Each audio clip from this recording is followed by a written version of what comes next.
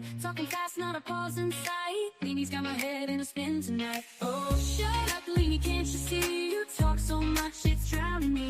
With your white hair and sassy flair, just give me a breath, let me share. Podcast queen with a wicked smile, running jokes mile after mile. Try to speak, but in she slides. Leanie makes it a wild ride.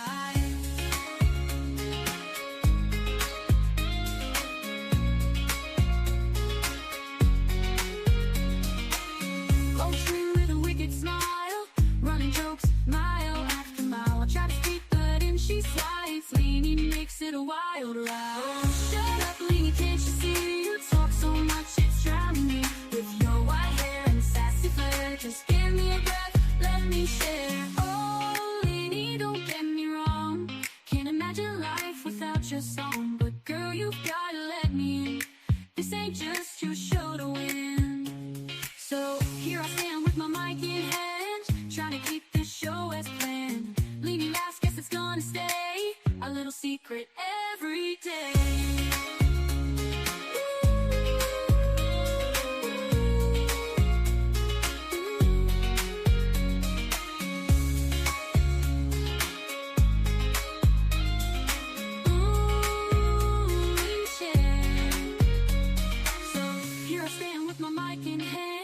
Trying to keep this show as planned. Leanie laughs, guess it's gonna stay a little secret every day.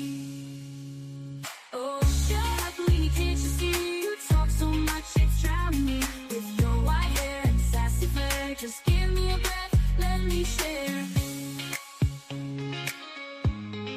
Let me share. Oh, Leanie, don't get me wrong, can't imagine life without your song. But girl, you've gotta let me. This ain't just your show to win. Oh, shut up, Leanie, can't you see? You talk so much, it's drowning me. With your white hair and sassy flair, just give me a breath, let me share. Oh, Leanie, don't get me wrong, can't imagine life without your song.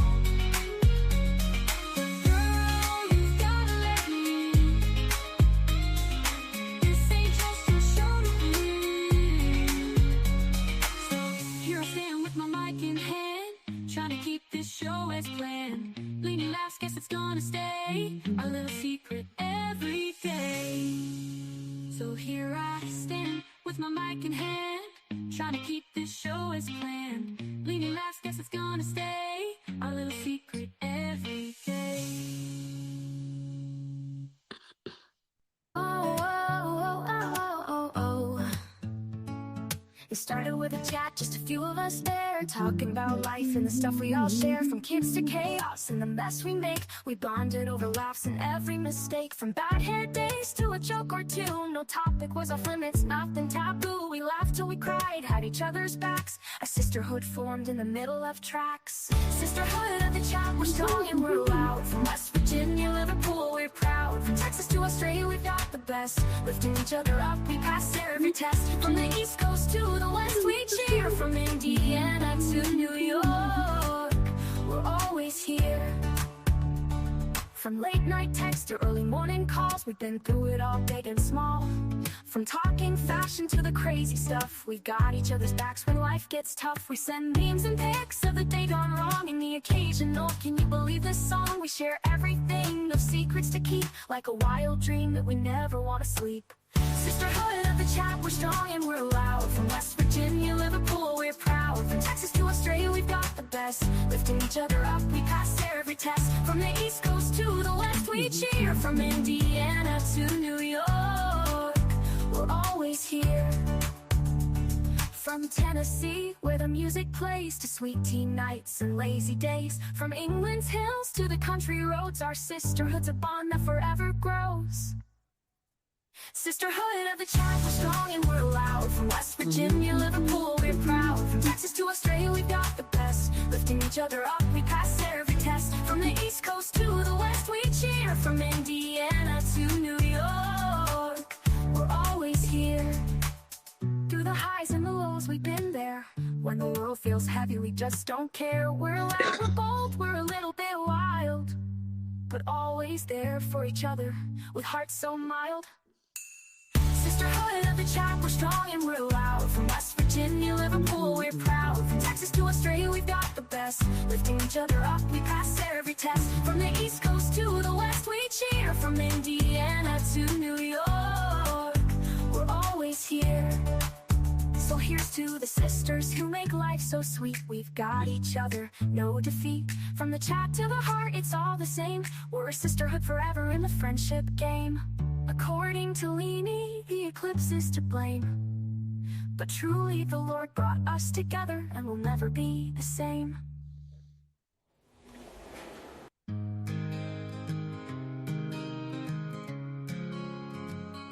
She started off observing. She kept to herself her wording. She saw the need for a friend indeed to all those deserving. She travels the world through your eyes. She listens and sometimes cries. She wants to know what makes you whole and cares without disguise. According to Leanie, she welcomes you here. A laugh, a song, sometimes a tear. A friend, a foe, a stranger. Your life story, your moments of glory. You're sad, you're happy, your dreams and your worries. She wants to know the ins and outs of all of you here. According to Leanie, according to Leanie, she welcomes you here. A laugh, a song, sometimes a tear. A friend, a foe, a stranger. Your life story, your moments of glory. You're sad, you're happy, your dreams and your worry. She wants to know the ins and outs of all of you here. According to Leanie, she wants to know what it is all about. According to Leanie, you're welcome here, where we all just figure life out. Sit back and yak, and smile and laugh, have a couple or two. Leanie is coming on right now, she welcomes you. Let's hear life according to Leanie.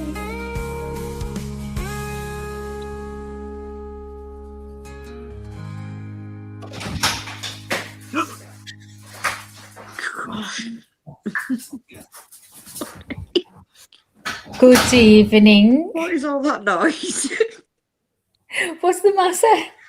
What is all that crashing and banging? I don't know. I didn't hear anything.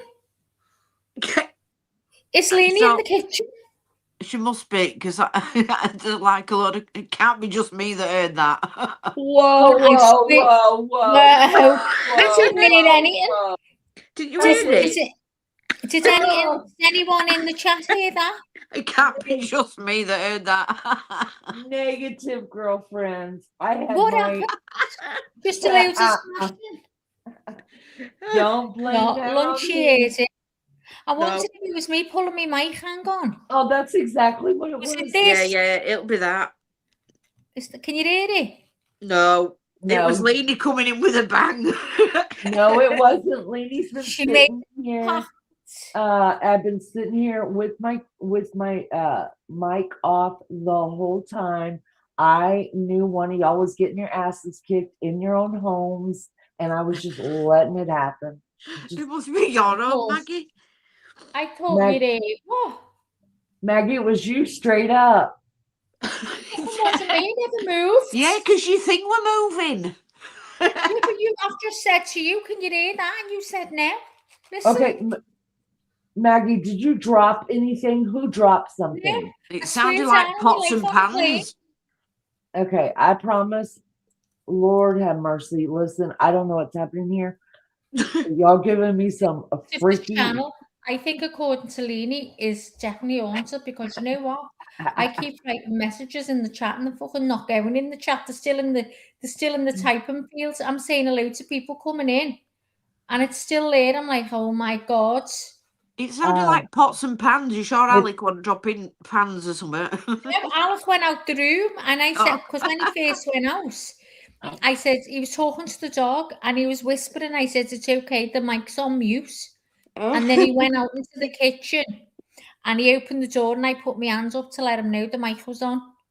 Honestly, That's what we heard. When this is over, sister friend, you go back and listen to it.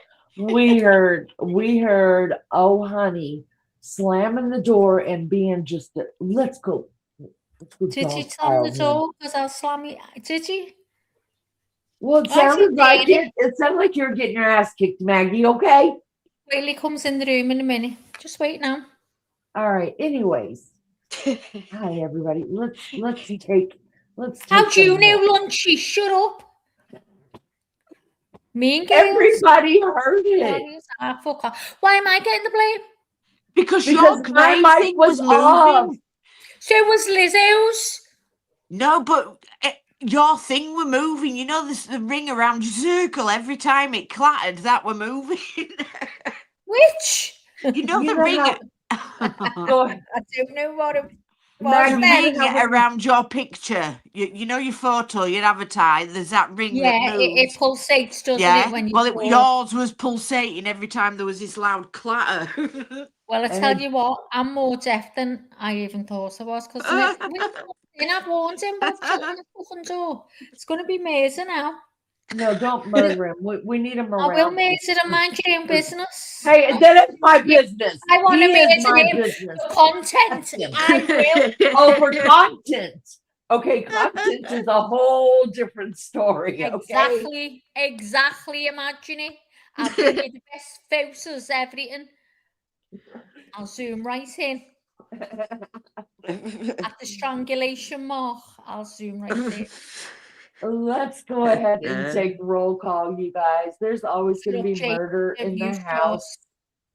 There's always going to be murder in the house when us girls are together.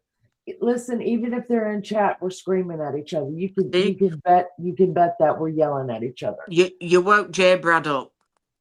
I know. When he comes in, I'm going to say the fucking Americans are on my case here. I promise.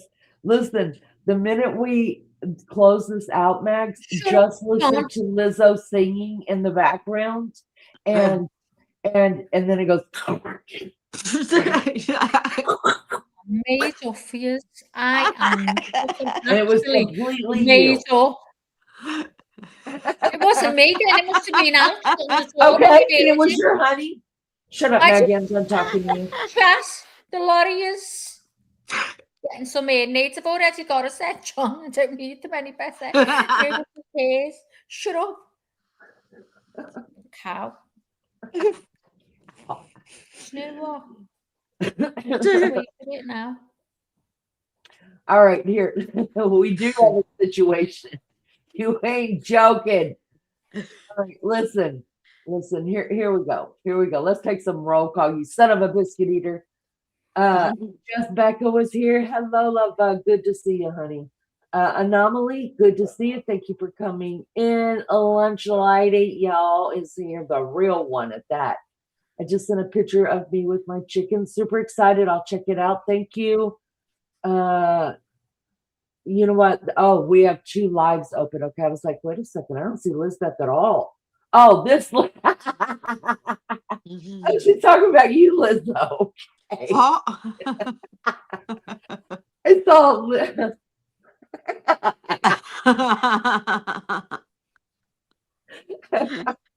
Hello, Possum the cat. Good to see you. Wild Angels in the house. Hello. And anybody else who don't I see? There might be some. John H. Welcome. Get some hearing aids for real. For real. She can't believe she didn't hear. You know what? It's because it's the noise she's used to. That's why. Hazel, I love. When is the show gonna start? I take love back for your name, Hazel. I mean, geez Louise. If we're speaking, it started. The hell? Hold on. So we're not allowed to joke around or have fun. You just want You better be getting on that CNN stuff, girlfriend, where they don't joke and play. Because here we have chit chats and we have little talks, and sometimes we go off on a tangent. And sometimes shit happens here before we ever get into it. And you know what? There have been times that we've never even got into it. Don't push it. Telling you people, listen. Hazel hasn't even said hello to us. She just comes in blasting us like, the fuck? When the hell is the damn show going to start? When the hell are you people going to shut up and start the show? I'm awful glad Hazel come in. I'm getting. Oh, suck it, Maggie. Nobody Thank you, cares. Hazel. Thank you, Hazel, for coming in, saving my life. You suck it, Leanie. All right, Hazel, we're going to get back to it. All right, for the love of God. Jeez Louise. Maggie, don't be so rude putting that over that beautiful desert. Oh, There you go. That's There it right. It was that noise. That was that noise. Before, everyone in the chat, everyone on the fucking panel. Oh no, we need some making the noise. I said, I have made it. You know, you going out that door is like a tornado. What does it say to you? Be quiet. He's standing looking at me like what the fuck? Because the poor man walks in the Can door you be quiet when you're going sorry. out that door? Because it's dead loud. And it's sounding like crashing everywhere, I believe. And you've just woke fucking JB up. Oh, no, did you hear what he said? Hi. Oh, pardon fucking me, he said. Tell him you woke up the FBI. It's not just JB. what? Tell him you woke up the FBI. It's not just JB. I mean, it's the whole freaking... Yeah. Oh, God. It's all right, honey. We forgive you. Up now. I'm getting talked about all over the place. You better shut up. Lizzo fucking blew me up first. Shut up, Maggie. Your thing was pulsating, you know, going around your picture. Fuck off, Lizzo. Fucking snitch. Fucking snitch. We've got a snitch in. Snitches get stitches, girl. Wait, you see you later. Oh dear. Listen, Lizzo popped her car right there. Hazel's got off. Hazel's like, fuck off, and you know, y'all. Yeah, Hazel's thought, so fuck you. You used to sound like you're in an asylum. Listen, JLR's back. I'll just go hang out with him. He started his show already. She's come to tell us. That's because he ain't got no one else to talk to. Oh, God. We don't have friends on panel. Oh, man. Listen, nobody loves us. You guys, they use her. All right, listen, suck it for real and welcome. No. All right, let's get to it. Let's get to it. Girls, what's going on? What is going on? We've got Brian Enton. We've got JLR. We've got more YouTubers heading out there again. What's going on? Tell me what's going on. Is something fixing a break that we don't know about? Well, they're all saying they think there's something going to go on. That's what they're saying. Hi, Haley. Hazel said, I've already been over at JLR's. Something's going to get on. That's what Hazel said to me. I think something's going on too. I just find it awfully... Okay, I'm kind of surprised that JLR is flying back out this soon, but I was more surprised to hear that Brian Enton went back right away, like right now. I'm not surprised at all, because he said if anything was going to go off, he was going to go back. No, but what I'm saying is that's what makes me think something's going to go off, because Brian Enton went back into there, Enton's right? going as well. Yeah. Hi, Margaret. Good to see you. Hi, Margaret. Welcome back, Hazel. Yep, welcome back. So, do you think that it has anything to do with, or is something really going to go off, or are they preparing that maybe something could happen because Savannah Guthrie's going back to work? I don't know. I don't know if it's anything to do with that. I feel like something, I don't know. Maybe there's going to be an arrest. I don't know. What about you, Liz? What do you think about them all going back? I mean, I have my own opinions as to why some of them have headed back. Because Well, give it to us. We want to know. it's a good money maker. Let's just say, I'm not referring to JLR here or Brian Entin, but I know there's another YouTuber going back as well. So for some, I think maybe it's a money grabbing thing. You know, it's good for them to make money. I think that's fair. I think that's a very fair statement. Now, Brian Entin, I'm not sure, because he did say he would return when, you know, when something broke in the case. But yeah, he's gone back before anything's broke. There was something about to be broken. Ooh. Yeah. Maybe so. I mean, go ahead, Liz. Sorry. I think they should be searching nearer to home, is what I think. You know. Well, they have, especially Brian Entin. We know his sources work, y'all, because he was inside the perimeter during. Oh yeah, it was. Yeah. So I mean, they've got people that are looking out for them, and just, Brian Entin, of course, has got the more serious kind of sources, and then, you know, let's not count out JLR, you guys. I mean, I mean, JLR spoke to that guy, didn't he? For a long while, and he's made a lot of friends there, a lot of connections. They're going back. They're going to search and put leaflets out. They're going to do a lot together. There's a group of them. I think it's wonderful. I did hear that. I did hear him say, "Look, if you're in the area and you want to come help, that's so nice." It's putting, and I know that probably maybe upset some people, but shit, I mean, they've all been talking and arranged it. You got to do, at some point, this is just what I believe. At some point, you just got to do something. And would that be impeding an investigation? Is that going to stop any? I don't think it's going to cause any problems for the investigation either. I mean, what's the harm?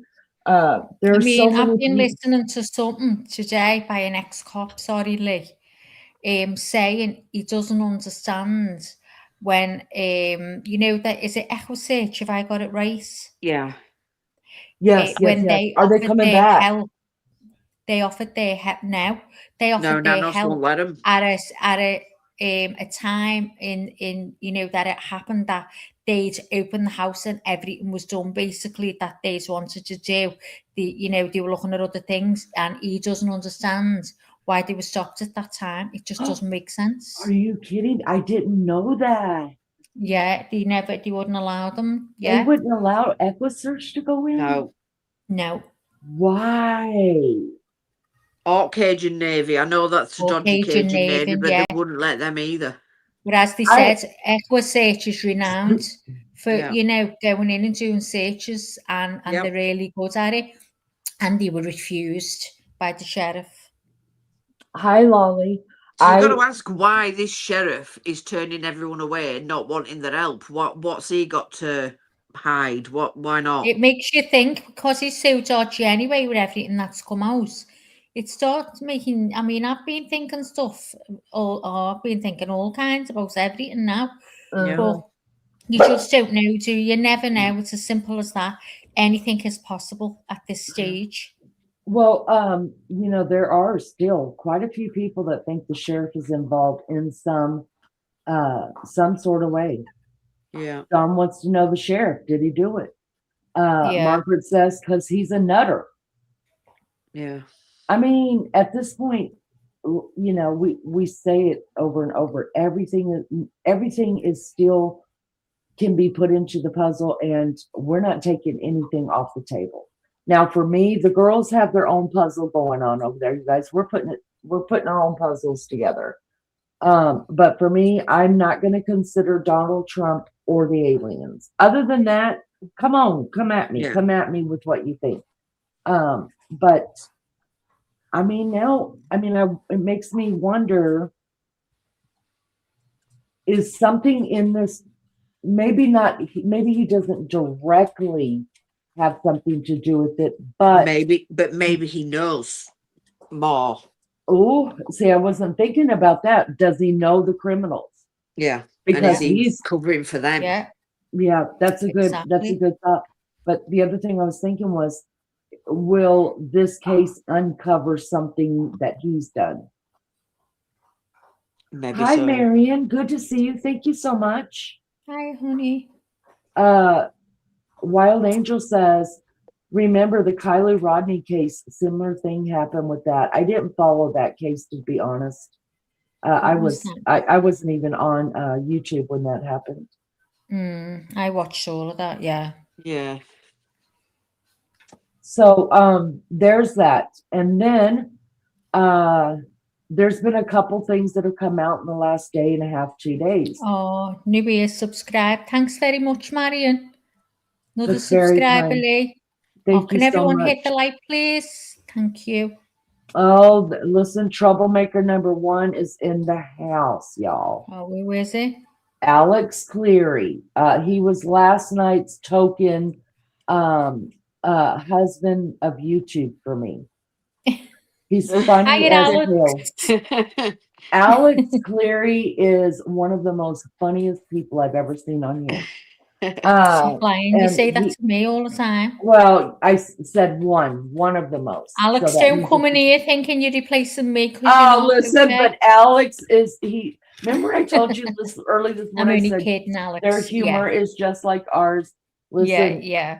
Chat at 19. At 19. Chat during the night when we're covering cases, you guys. Oh, listen, daytime chat, we got to get on that level because they are funny as hell and they will keep you awake and it's so fun. But anyways, back to this. So a couple of things have come out since I think the last big thing that happened was the whole Savannah Guthrie videos. Do you guys have anything? Have you guys learned anything else about that, or you have anything that you want to speak on? Because I went ahead and did another live on it by myself at nighttime, but we haven't spoken since we listened to all 3 of them. Yeah. The last one. What do you guys think about that? I've been watching. I don't know whether you've been watching Banfield and the things that she's told us, what she's found out. Yeah, well, I pulled that up. And I've we'll got listen that to there it. ready myself. Oh, you do? Okay, good. So I'll take mine down.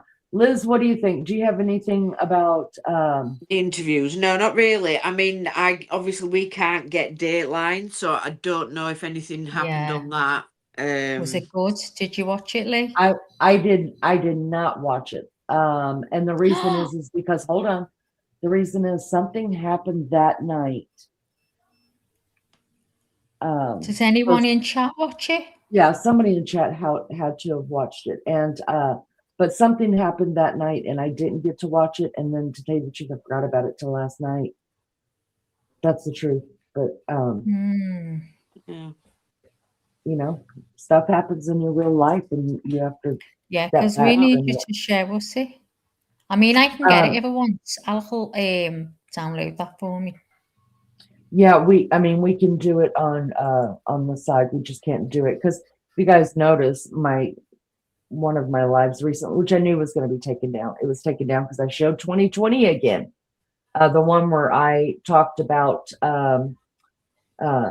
my theory on the latest Savannah Guthrie video. Oh, yeah. It got taken down because I went ahead and showed all 3 of them put together as in one whole thing. And I told everybody, I said, this is coming down. So lucky y'all are here. So I wasn't surprised to see it. Hi, Viper. Good to see you, love bug.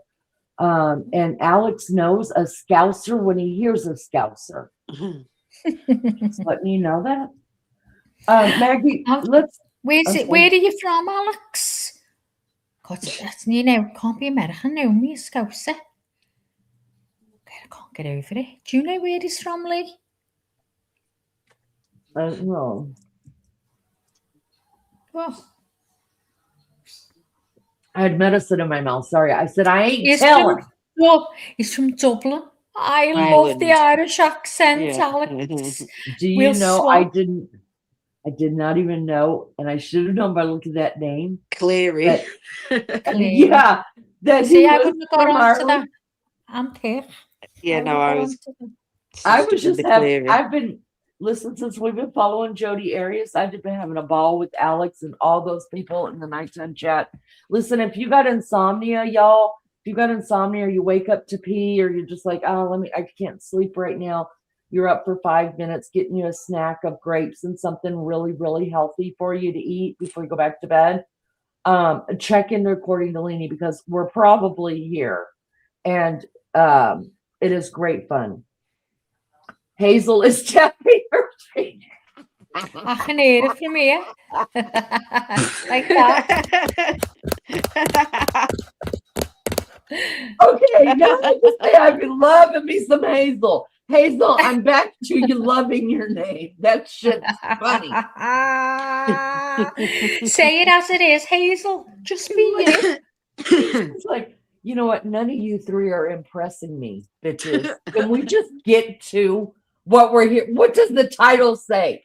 This is what Hazel's doing. Hazel, is this what you're doing right now? Tell me the truth, Hazel. Is this you?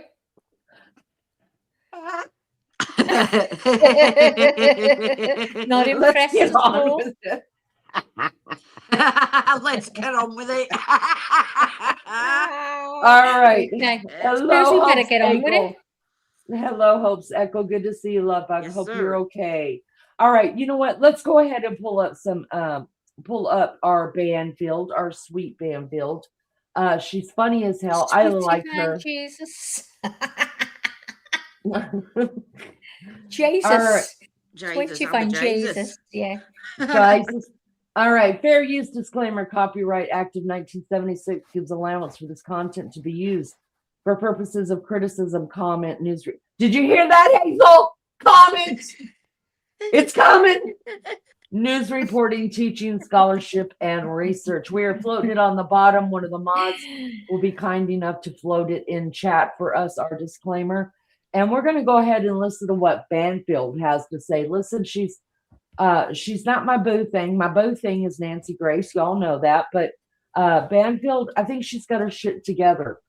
Yeah, I do. I think she's got a good source, whoever tells her anyway. Yeah, I do think she's got some good. I mean, she's been in this a long time. My first time ever seeing Banfield was back in the Casey Anthony. I was living in Florida when that happened, and she was on Court TV, and she was one of the people at the round table, that talked about it. So she still looks great. I'm gonna tell you that right now. I heard a YouTuber say that Ashley has beady eyes. Well, I mean, she might, but she knows her shit. And listen, I'm sure whoever the YouTuber has some kind of thing that nobody else likes either. Hey, everyone. So nobody cares. Ashley Banfield she's smart. And I think I've never even noticed her beady eyes. I think she's gorgeous. I'd work it. I'd be sitting there in a bikini if I looked like her. Go ahead, Max. I'll shut up. Are we ready? Yeah. We're going? Okay. Okay, give me a minute. I'm Ashley Banfield, and this is Drop Dead Serious. Thank you so much for being here. I have big news to share with you. This is sort of the biggest thing I've learned in the last, I don't know how many days, but a detail of the crime scene at Nancy Guthrie's home. This is day 58 in the investigation into who took Nancy Guthrie from her home in Tucson, Arizona. And if you've been following my channel, thank you. I appreciate it. If you haven't, subscribe. It's right here, and it's free, and it's easy, and it's cheap, and it's great because I will give you updates, and you will not even have to look for them. They'll just blink. They'll be in your inbox. And thank you for members. I appreciate you guys joining as well. If you want to be a member, there's another thing down there too. So let me tell you, from the beginning, day 3, I had a source that told me back door wide open, right? And a lot of other stuff too. But let's just focus on that for now, because that's the information I'm getting more on today. And Savannah Guthrie gave an interview to Hoda Kotb on the Today Show and said her sister was on the phone with her, and Savannah's in New York, saying his mom's missing. And the back doors were propped open. That's how Savannah worded it. And it seemed like maybe it was a misstatement. Nope. She said it 2 different times in the interview. Back doors propped open. Well, this sounded very different than the source that I had. Back door wide open on day 3. I've had 2 subsequent law enforcement sources since that have confirmed back door wide open. So I started thinking, and Gray Hughes has been very helpful in navigating the back of the house to determine that there are 3 back doors. Originally, I thought there were only 2 because you can't see one of them. It's real hard to see it. It's like perpendicular to the length of the house because the back patio kind of juts out towards you if you're standing in the backyard, and then continues. And that door is perpendicular to the length of the house. And so I've learned that there are 2 doors on that back door to the left of the patio sofa. We knew that. The one you can't see. It enters the kitchen. That door goes into the kitchen, and there are 2 doors. One is the screen door, and one is the inside door. And those were the doors, plural, that were left open.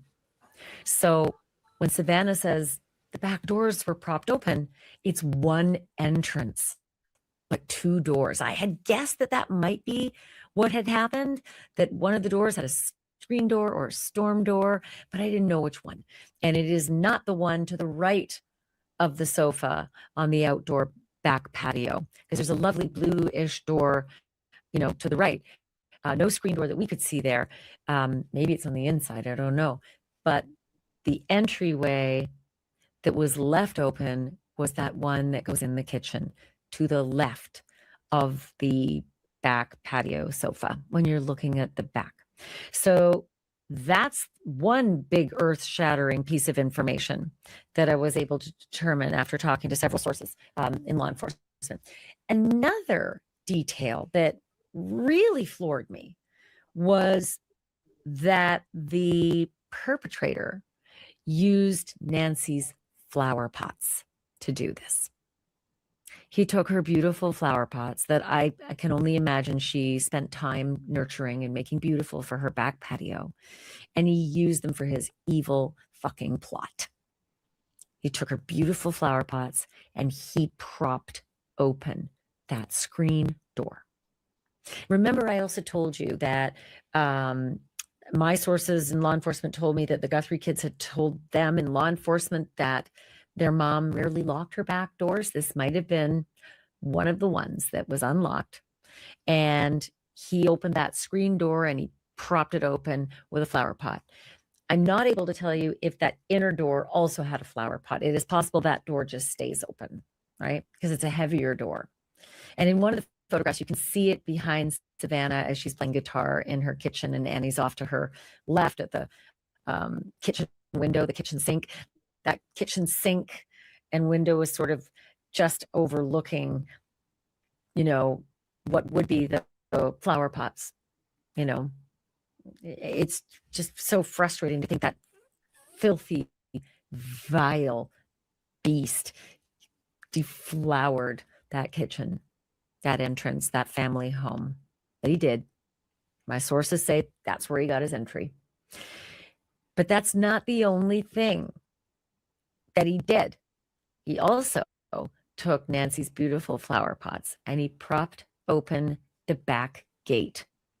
The area that you enter the backyard. If you're looking at her garage, the back gate would be to the right of the garage, in between the casita, the guest house, and Nancy's garage. That's how he got in to the back. And he propped open the back gate with, again, Nancy's flower pots, using them for his evil. What's so fascinating about this is why? Why'd you prop them open? What was the reason that you needed those things to stay open? The back gate and her back kitchen doors, screen door and heavy door. Why did you need them to stay open? Scumbag? What was your plan? What was your sick, twisted fucking plan? Did you know that there was an elderly lady inside all by herself and you knew where her bedroom was? You just have to get through the kitchen, take a right, go through the family room, and then into the back master bedroom, all the way over on the right side of the house if you're looking from the backyard. Did you know?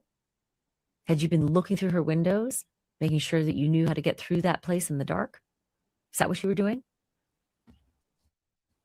Did you think, maybe there's somebody in there, so I better have a fast exit?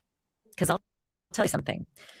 Lindsay, my producer, and I, we went back in time to look at other sick, twisted criminals who break into people's homes at night. And if you look back at the Golden State Killer, James D'Angelo, right? Joseph James D'Angelo, he had a habit of leaving doors and windows open. So he would have a rapid escape route if something went sideways while he was doing his dastardly deeds inside. He had pre-planned it too, because apparently he used to stalk his victims beforehand. Actually, we knew that from the trial. We knew that he would stalk his victims in advance. And there's talk that this guy did too, right? Because even though Sheriff Nano says, I don't know that we can really trust that the picture of the perpetrator without his backpack and without his gun, we can really trust that that's from a different night. Well, Fox Digital, Michael Ruiz, has 2 law enforcement sources who said it's from the 11th of January, 2 weeks before Nancy went missing.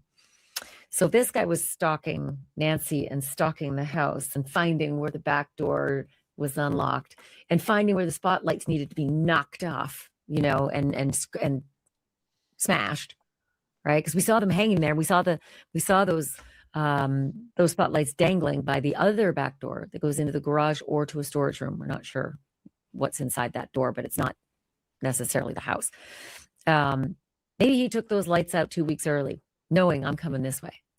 I'm going to prop that door open. I'm going to come in this way through the back gate. I'm going to prop that gate open. Those spotlights won't be on anymore because I busted them early. And I'm going to go over, and those doors are often left unlocked. According to the children, Nancy would leave her back doors unlocked oftentimes. And then maybe he had done enough stalking to know how to get through that house to his victim. But then what? This is what's so confounding.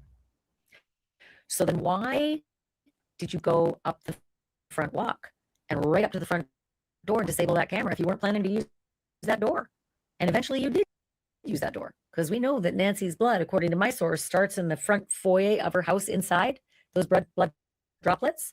And my law enforcement sources say they then continue over the threshold and out the front door. And then we've all seen Brian Enton's video and Michael Ruiz's video. The blood drop on the outside. Ethel. Going down the front walk. For those that are new here, anytime you hear one of us say Ethel, it is a loving word that we honor our matriarch with. Ethel was her stepmother, not very liked. So that means shut the hell up or stop what we're doing and everybody pay attention. Is that sound bothering anybody? Maggie, you are, what do you call that? Which sound? I never had my mic on. Oh, for the love of God, you're so on. For the love of God. Listen, what you did, Lizzo. Right, hang on, wait. I am going to agree with Maggie because it bugged me the hell out of me when I watched this. It's on Ashley's recording. It's got to be. Okay, so it's on Ashley's recording. That crackle, it's got to be because what it was that, Leanie? What was that, Leanie? Well, it's got to be on there say, because Lee? I remember. What did you say? Me. Everyone just shh. What did you say, Leanie? Listen, what I was saying was it was crackling. Thank you for the word, Liz. Yeah, it's crackling, and so I thought it was you because you're the one that's playing it. Well, listen, this morning when I went and laid down and went to bed, and thought it was sweating. So there you go. Fucking getting the blame for everything tonight. Because I made a noise once. Every noise throughout this live, I'm going to get the fucking blame. Well, I'll let you know when I'm going on silent, and you better carry on because there'll be Mazer in here. I'm sitting here on mute doing my crochet. Oh, you're just crocheting. Okay, so you're not even saying hi to chat.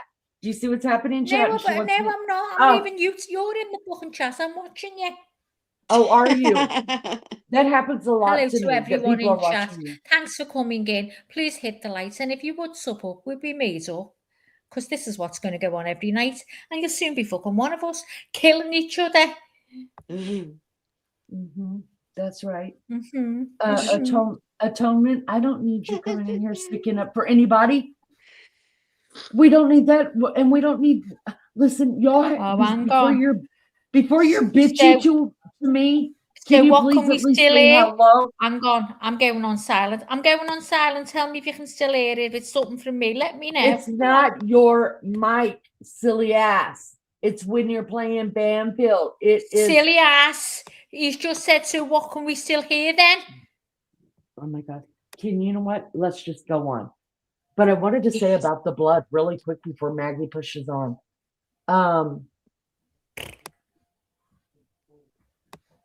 Do you guys remember the beginning of all of this?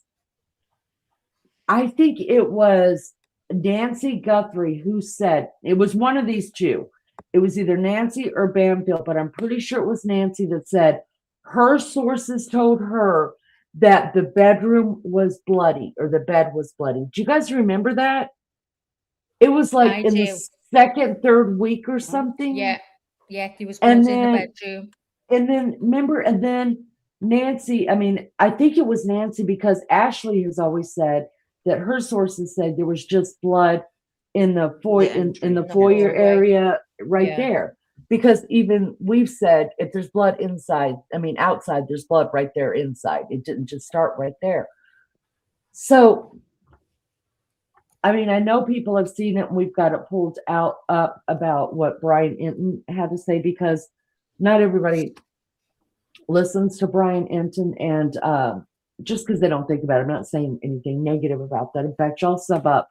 I think he's a great reporter, but he, does say some interesting things that kind of follow along with what Ashley's saying about the no violence. And the thing I'm having a problem with, and this is the first time I've ever had a problem with Ashley, is that she's making a big deal over flower pots. Well, what the hell else were they supposed to? I don't understand that. I think it's because this is what I think, guys, right?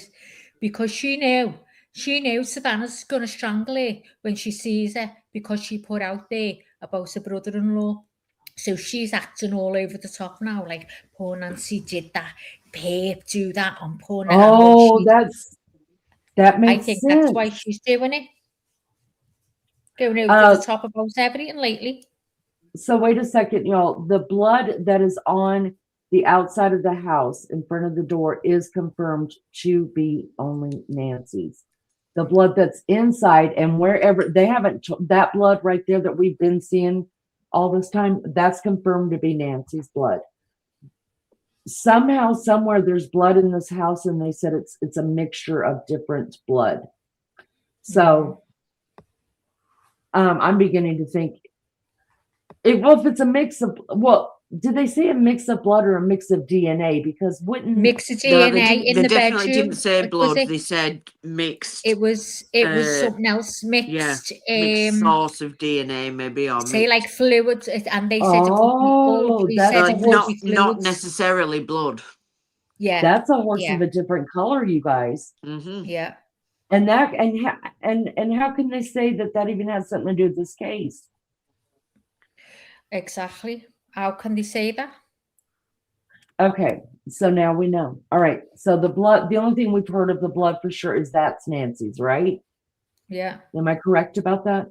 Okay. Yeah, and then what? See, I took it to believe, I don't know why, but the stuff they found inside, and they said it's a mixture.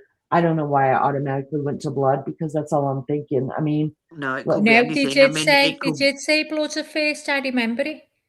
Even sure? it says it now. Yeah, 100%. They said they found blood, and then later on, when they'd all been in, then we found out there wasn't a match for the pair, but they found mixed Oh, I thought they'd DNA of always said what was inside was a mixed source of DNA, so it could have been literally that was the later one, but anything. the first one I heard that came out, there was blood in a bedroom. You could tell there'd been what did he say?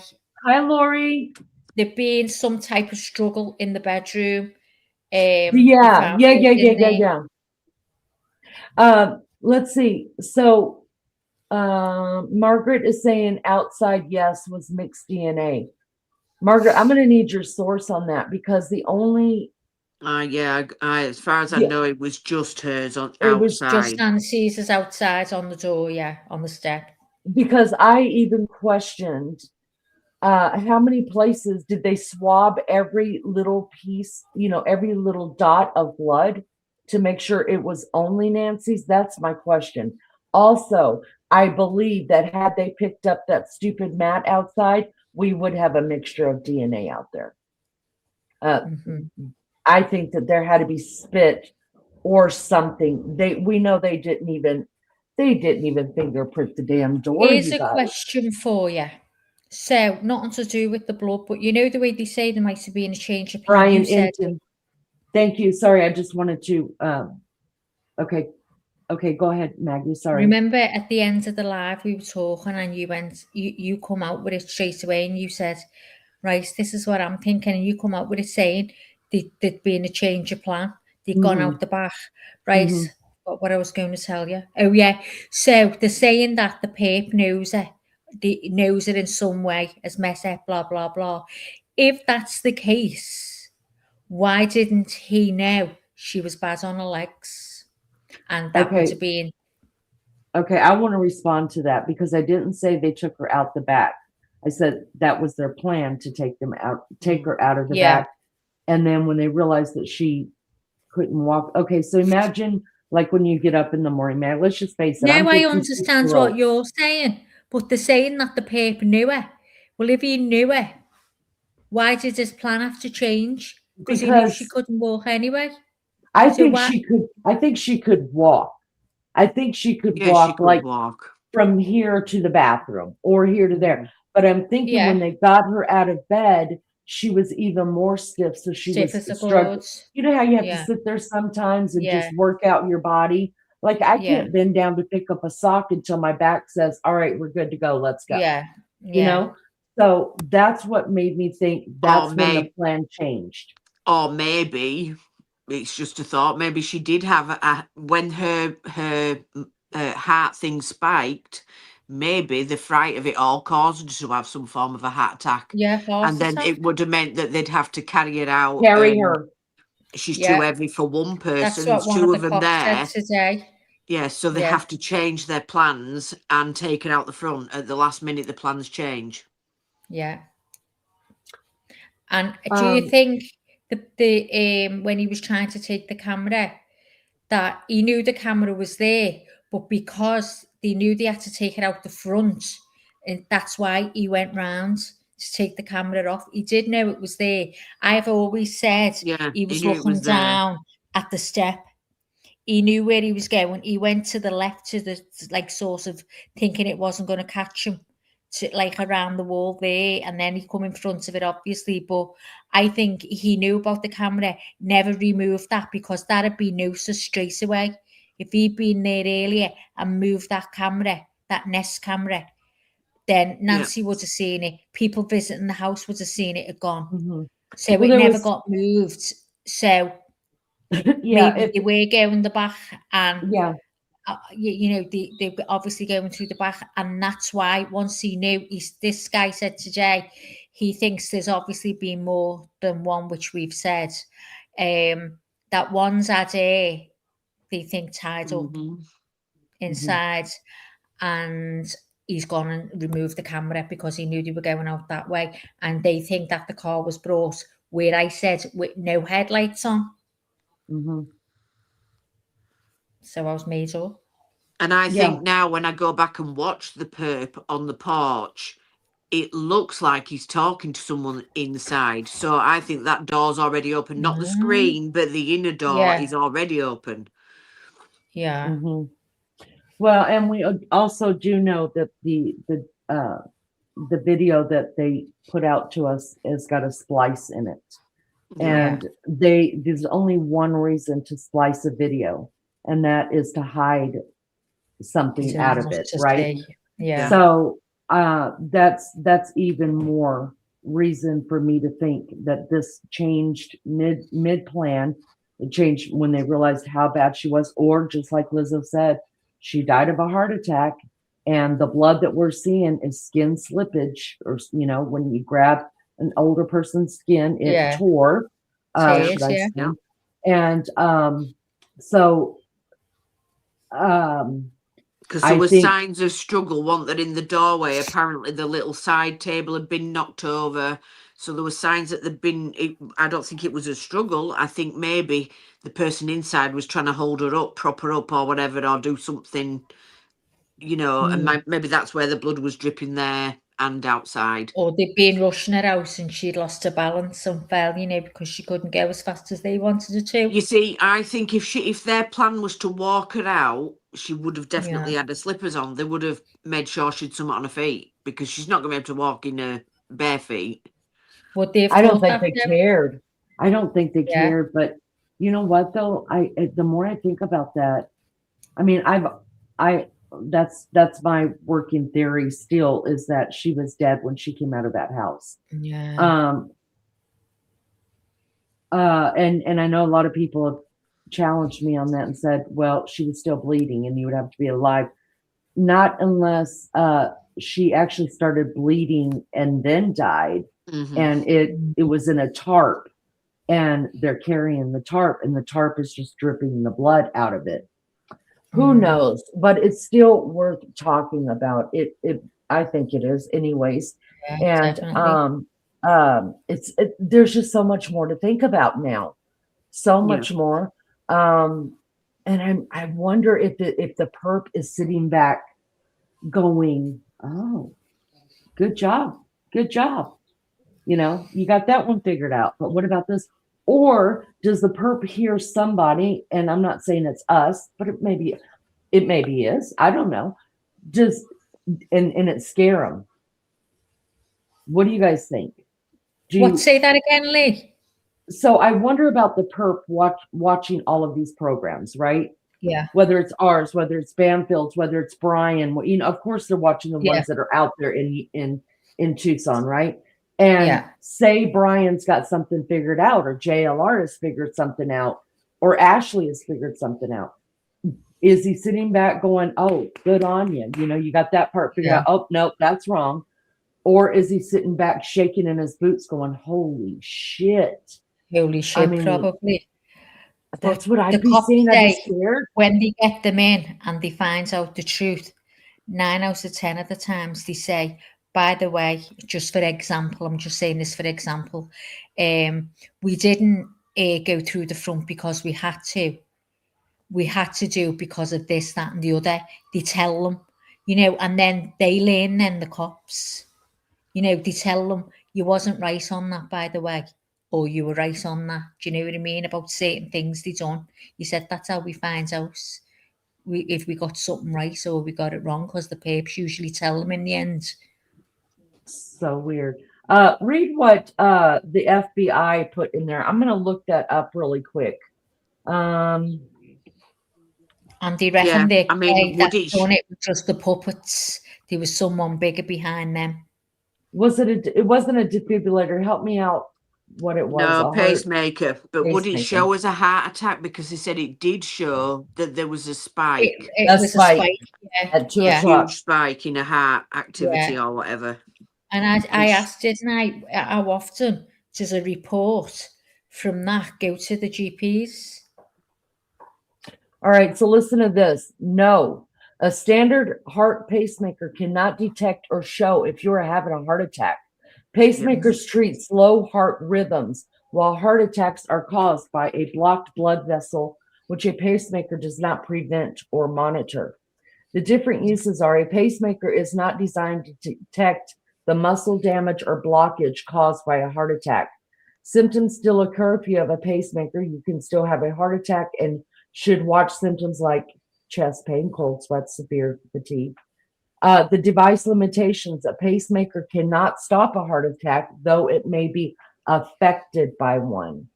ICD exception: the implantable cardio defibrillator, which we know she did not have, which is different from a standard pacemaker but often looks similar, can detect dangerous heart rhythms associated with cardiac arrest, not typical of the heart attack itself. And action needed: if you have a pacemaker and suspect a heart attack, you must call. So there you go. Would it have measured a spike? Yeah, if it's used to detecting, low down here kind of stuff, and all of a sudden it goes whoop. Hi, Detour, good to see you. Which is sad. I mean, why not put for all you scientists who I know that are listening out there, listen, just put them together. It can't be that hard. Instead of having two separate devices that do two separate things, put both chips into one. That way, the defibrillator / pacemaker / all of it can just detect a heart attack. It can't be that difficult, can it? Maybe it'll do all that in 10 years' time, Gail. We're doing all I kinds. hope so. I hope so. All right, let's get back to this. Good to see everybody in chat. Thank you so much. Will you please hit the thumbs up for us? That's all we ever ask. Thank you. Keep going, Mags. When am I keep going on? I'm going on Ashley again now. Okay. Stopping at the driveway, presumably where he loaded her into a vehicle. So there's a lot of things I've been trying to think through, right? A lot of things I've been trying to figure out. Did he plan to make Nancy walk at gunpoint out that back kitchen door and then out through the propped open screen door, kitchen door, and propped open gate, and then maybe down the long dark driveway to where he parked in the dark, avoiding the cameras of her house, right? She's got a camera at her garage. She's got a camera going out the front, obviously the doorbell cam. But then did he think, oh dear, I didn't plan for this. Mrs. Guthrie can't walk that far. Because Savannah's now told us that on a good day, her mom could get to the mailbox, but there weren't many days like that, she said. So maybe this guy didn't count on Mrs. Guthrie not being able to walk as far as he had planned to walk her. And so now he's got to change his plan. Now he's got to go out the front door with her, right? But we also know that it appears it was at 1:47 a.m. that he got to that front doorbell cam, because the sheriff's put out the timeline saying doorbell camera disconnects at 1:47 a.m. So maybe he was planning, before he even went to the back, to take out that camera first. He's got his backpack on, right? He's still got the gun. Everything still sort of hasn't been perpetrated yet. He hasn't used his kit yet on his back.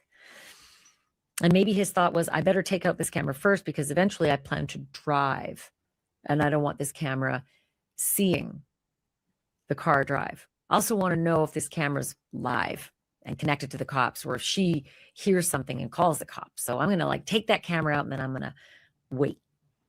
Gray Hughes thinks that's a good theory. That's his theory, that he took out the camera and then he went to a waiting car far away, waited it out and thought, okay, it's time. At 2:12 a.m., here's another tip. The sheriff said that in the timeline that a person is detected on camera, but there's no video of it because Nancy didn't have the subscription. But how do you know it's person? If there's no video, how do you know it's person? Well, often you get these alerts saying person at your front door. So maybe there's that was what they got from the back end servers when they did the scratching at Google. But one thing that the sheriff said, and I credit Gray Hughes for this, the sheriff said, well, maybe it was an animal. We don't know. Okay, well, then it's outside. It's outside because it's not an animal inside, right? We know that Nancy doesn't have an animal inside. By this point, he's giving this news conference. We know that.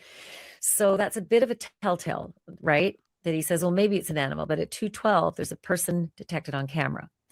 We're still completely in the dark about inside cameras. I think the sheriff mentioned something about additional cameras inside. But again, he said could have been an animal. So maybe that is 2:12 a.m. He's walking out on the casita cam right? It's shooting the backyard, and yeah, the back floodlights have been knocked off, but they can see stuff in the dark. Or maybe the driveway cam. Maybe he's walked past the driveway cam and he's getting his vehicle at this point because he knows he's got to get it closer to the house, got to get it closer to that front door because he's now planning to take her out the front closer because she can't walk very far. I'm trying to think of all these things. And I'm not as good at it as people who actually have worked in the business in the past, which is why I called Bob Krieger. I've seen some really good interviews with Bob. My colleague at News Nation, Brian Enton, has done some great interviews with Bob Krieger, and he's a retired lieutenant, former SWAT commander for Pima County, but he's not with them anymore. So now he's kind of from the outside looking in and trying to analyze all the things that he's seeing from people like me and from Brian and from Michael Ruiz, Ray Hughes. And so I called Bob just to sort of game out what this means, this new information that I got from my sources, that the back doors were one entrance into the kitchen, propped open with Nancy's potted plants, and that the back gate is also propped open with Nancy's potted plants. And whether he thinks like me or whether he's got a whole other theory about what might have happened to Nancy given this new kind of dynamic, right? Is it an egress, or is this a plan to walk Nancy out? And why then is there blood at the front door going out to the driveway? And I don't think you're going to guess what Bob Krieger says, because it's not exactly what I think. I'm going to have that for you in just a moment. Quick note from my sponsor. Let's be honest. Being on camera as much as I am, having the right skincare product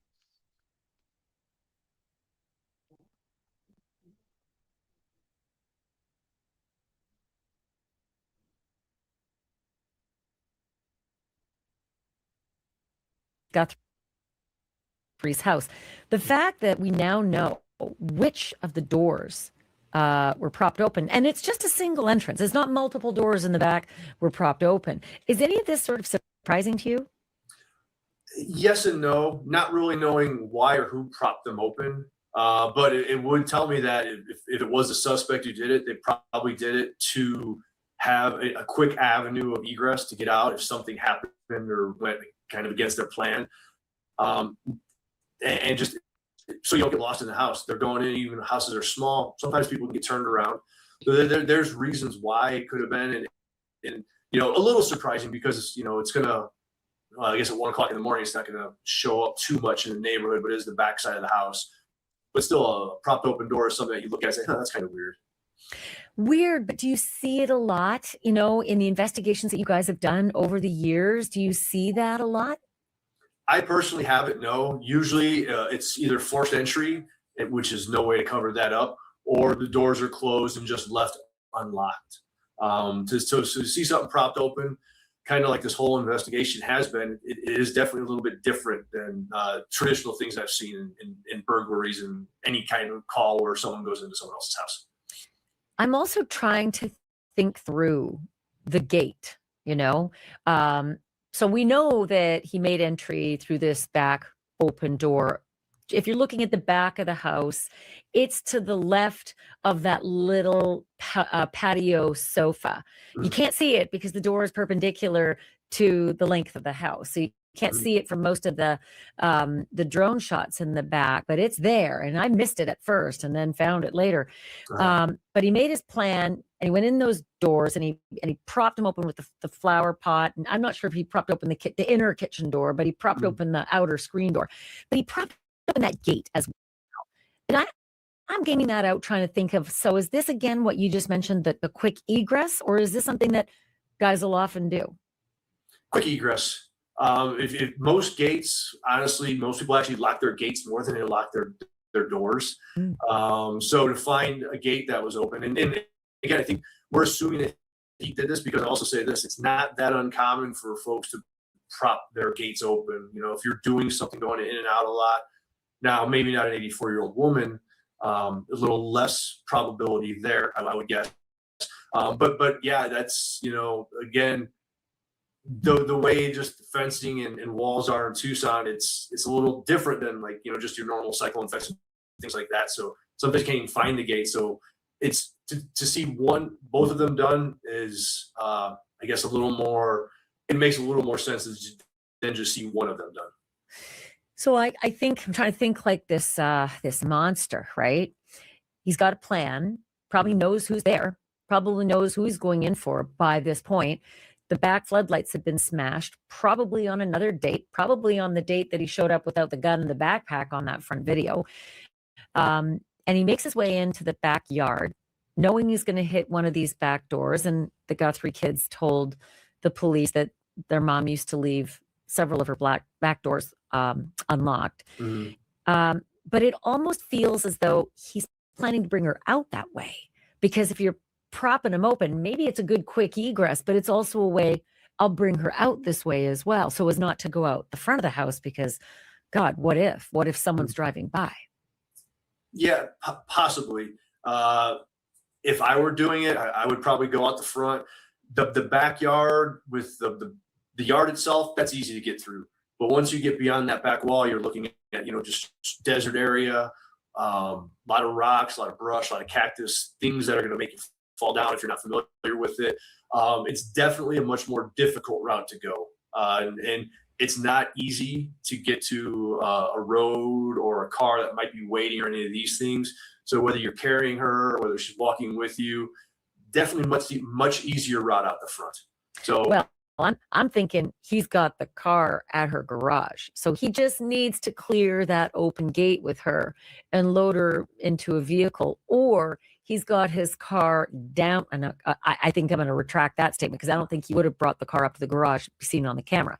I think he's left his vehicle down by the road, and maybe he's realizing when he's inside, my plan to bring her out the back kitchen door, out the back gate that I propped open, out past Ethel. Hello, Lori. Welcome back. Hi, Tashi. Hi, everybody else. Mandy, thank you so much. Oh my God, yes, my name's gone. Thank you guys so much for coming in. I've shouted Maggie to the moon, so she's a little off, but it's okay, you guys. She's crocheting. I'm not, guys. As she says, Ethel, so I go to click to the other tab, but she doesn't give me time. She goes, Ethel. Anywho, now holler. I wanted to say this. So with two of them being there here, now I have another thought, you guys. I have a whole other thought. Was the plan, because I've always believed, well, not always, but since Maggie brought it up about the car, that it came in through the pool side, right? Because we don't know. I mean, it would be harder first over there because it's darker over there in between the houses, right? I don't know what kind of footage they got, if there's any cameras on that side, besides maybe one in her little courtyard outside her bedroom. But I don't remember seeing a camera there either. But anyways, maybe only one guy was supposed to go in, and the guy that was already in the house went in through the back. He was just gonna walk her over to the side, but it is a longer walk. We have put a flyover. We've used Google Maps, and we've flown over her house. And it's definitely a longer walk, because you have to go through the pool area to get to the gate on that side. So it's a longer walk.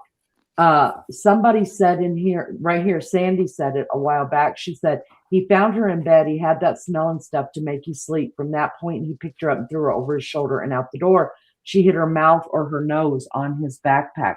Now, I have always said that I thought that he threw her over his back, but did that, now it kind of would make more sense if she was complete, let's just say she did have a heart attack. Let's just say they had to have gotten agitated if in fact it is that the plan had to change, that now they had to go through the front door. They know there's a camera out there. They did not prepare for the front door exit. So now everything's got to be changed. So the guy who's driving the car had to now get the car into the front so they could walk her out the front. Remember, the video spliced. We don't know. Could be spliced, you guys, for minutes. It could be spliced for long enough for him to drive the car around that little circle and park it where we can't see it right there in the dark. And they're now aggravated. He picks her up, throws him throws her over his shoulder. And yeah, she could have hit his backpack. I mean, we know she was on blood thinner. She's going to bleed. And let's just face it, it wasn't enough blood that somebody had hurt her. You know what I mean? Like, a wound. I don't think there's enough blood there to show a wound, but there's definitely enough blood there to say that was a bloody nose, because I've seen my baby child.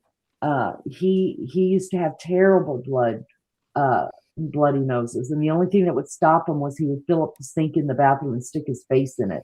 I don't know what the doctor said. It's because he was freezing it.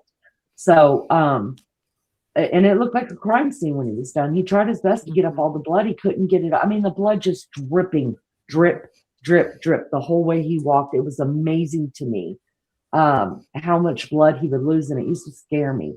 So I think that blood there is enough to show a bloody nose, but not enough to show a wound. What says y'all? So like if she got a cut on her hand from grabbing her, you know what I mean? Don't you think she would have bled more out of a cut than to bleed out of her nose? Would we have seen more blood somewhere? And if she was over the backpack, well, she had to have been. So you figure when you throw somebody up over your shoulders, usually where you end up placed over the shoulder is right where your body meet your legs, because that's the natural bend in our bodies. So you're bent over their back. That would make sense as to why most of the drops were perfect round drops and not, you know what I'm saying? Like, if she was bleeding out of her hand or her arm or her leg, something got nicked on her leg, that it would be more of puddles of blood instead of just a drop, a drop, a drop, drop, drop, drop, drop. You know what I mean? Does that make sense? Mm-hmm. Did you hear Nikki wants to know? Brian Inton said the inside of the house was spotless. We're going to get to that, y'all. Yes, we are going to get to that. Good to see you, Nikki. Thank you. Immaculate, no evidence of a crime. Well, then that brings us back to who said and why said that there was the front entry, at the front entry of the door where the table was, that it was all wonky and moved out of the way. The table's been knocked over, so there may not be evidence of a crime within, but certainly in that doorway, inside and out, there definitely was. Struggle, yeah. And Rose says that means whatever vehicle they used, her blood is inside the vehicle. Yes, but I don't believe that vehicle's ever going to be found. You guys, it's out now. Yeah. That thing is over in Mexico. It has already been stripped apart, and that engine's been put in something else. Let's just be real about it. I mean, Lori says they say they spent 41 minutes inside the home. Well, now we know what they were doing. SA, unfortunately, she thought they probably hit her. She was feisty. She had a heart attack during the SA. I think she was. I don't think she was, but I don't see him going in with the backpack if they just went into SA her, and they definitely, I don't think they would leave the doors propped open. He hasn't left that mask on for 41 minutes either. I think if she was SA'd, then there definitely would have been more DNA. Oh, true. Yeah, true. But it's not off the table. We're not saying that didn't happen. We're just saying for us, that part doesn't make sense in our working theory. Sandy says, I don't think there was a vehicle involved in the first place. Well, I'm curious, how would you think that they would have gotten her out of there then? Just carried her down the street, taking the chance? Some sort of a cart. I mean, I have heard it said today, because there's a lot of speculation on the construction sites, these houses and there's one at the top of the hill. And there's been a lot of things gone off up there, like the guy that confronted one of YouTubers and said he couldn't park on outside Nancy's, and that's where he went, to that construction house at the top. So there's been a lot of focus on that, and I heard somebody say today, these construction people, they have carts and things, to move things around, and it's possible. It's possible that they could have put her in a cart and taken her up the hill, and that she could be buried up there somewhere. We don't know. I want to play devil advocate here, but my dog is freaking out. Does the garage door open? Not opening still? That noise was Lainey, guys. That noise was noise right Lainey's. there. And my dog. Okay. I want to play devil's advocate. I like what people are saying here. Dot _ says, I don't think she was over the shoulder. The person we saw on the porch didn't look big enough to accomplish that, but that's saying, Dot, that there was only one person. Yeah. We We don't know how big the person inside was. Yeah. And I'm telling you, there's been a smaller person than me thrown me over his shoulder, and I will just leave it at that. It had to do with a bar, but that's all I'm going to say. Never panic to get someone else. You know, maybe you don't even think about something, do you? When you're scared, and you know, you're trying to get out of something. You know, they've done the deed. They've got to get out now. So get like this. Lori said it. I'm sorry, Mads. Lori says it makes her feel better, you know, that maybe there was no SA. It does all of us. Sandy says, where are the garbage cans? Lizzo and Maggie have brought that up before about the garbage cans. Like, did they put her in a garbage can? Listen, I don't know. But here's my point to all of that. The cart, the garbage can, a wheelchair. Here's my point to all that. You would have to eventually go down the street. You're taking the chance of somebody's camera seeing the noise of it as well. I mean, it's not going to be normal at 2:00 in the morning to see a garbage can being pulled by two guys down the street. It's not going to be normal at 2:00 in the morning for a wheelchair to be pushed down the street, or even being on one of those carts. We saw the cameras, or a camera from a neighbor's house that saw the cars passing by. If someone was dragging a can, riding on a cart, or pushing a wheelchair, it would have been on the cam. So my point is that I believe there was a car. I believe, and I could be wrong, but all we see on that cam when neighbors are trying to help out, we see those 12 cars go by. So they're about those 12 cars, aren't they? Not exactly on her street. They're about 2 or 3 streets away. Yes, but is that the wait? I don't know. Wait, I think it was the street around the corner, but I don't know. I don't think it was on her street. But my point is that unless these guys know that neighborhood and know each house like nobody's business, and have made sure that each house's Wi-Fi and everything was out, you take the chance of being heard, and you take the chance of being seen. It just makes the crime scene so much bigger by wheeling somebody down the road instead of pulling the car up or closer and putting her in the car. Yeah, it's the noise they make as well. I know by Thursday morning when people bring the bins out, 6:00 in the morning, they're dead noisy, the wheels. But what if she was in some sort of a cart? Would it still make that noise? I'm just thinking because there was those 2 tracks in the driveway that looked like they were from some sort of, I don't know, bin or cart or whatever. Yeah. To be honest, I never seen like, one of would there still Nancy's be... bins, did you? No. Never saw one of Nancy's bins, no. No, in that little bit as well at the side by the garage where we seen, where that was a load of muck, wasn't it, at first? I mean, that might have been an earlier picture. Where they put the bins, there was none there. Yeah. Well, you know, in the winter time, I keep my bin inside my garage. Oh, because well, maybe that's where they were then. Yeah, and if it was left up to me, if I did not have a husband, my bin would stay in the freaking garage. But he's always like, me too. I can smell the bin. I'm like, then wash it. And he's like, it's plastic. You can't get the smell out of it. And I'm like, I have no problems. Like, leave it in the garage. I think it looks tacky to leave my garbage can in the front of my house. I just think it's tacky. So I'm all about aesthetic, you guys. I'm all about aesthetic. Laurel, I love that name as well. Says that, well, I done lost it. We love you and her. I'm praying for you and her, and even for the bad folks who are doing this, they get God and go to God and ask for forgiveness. Thank you so much for being here. You don't have to personally know someone to be loved. That's true. Detour says, I really don't believe she was carried over the shoulder theory or go to Home Depot and lift a 40 pound of cement. I believe she was forced into a car. Listen, it's quite possible. That's just the theory that I'm working with. Margaret said, I wonder if she had a commode, being elderly, getting up and down in the night. Did they use that to wheel her out to the car?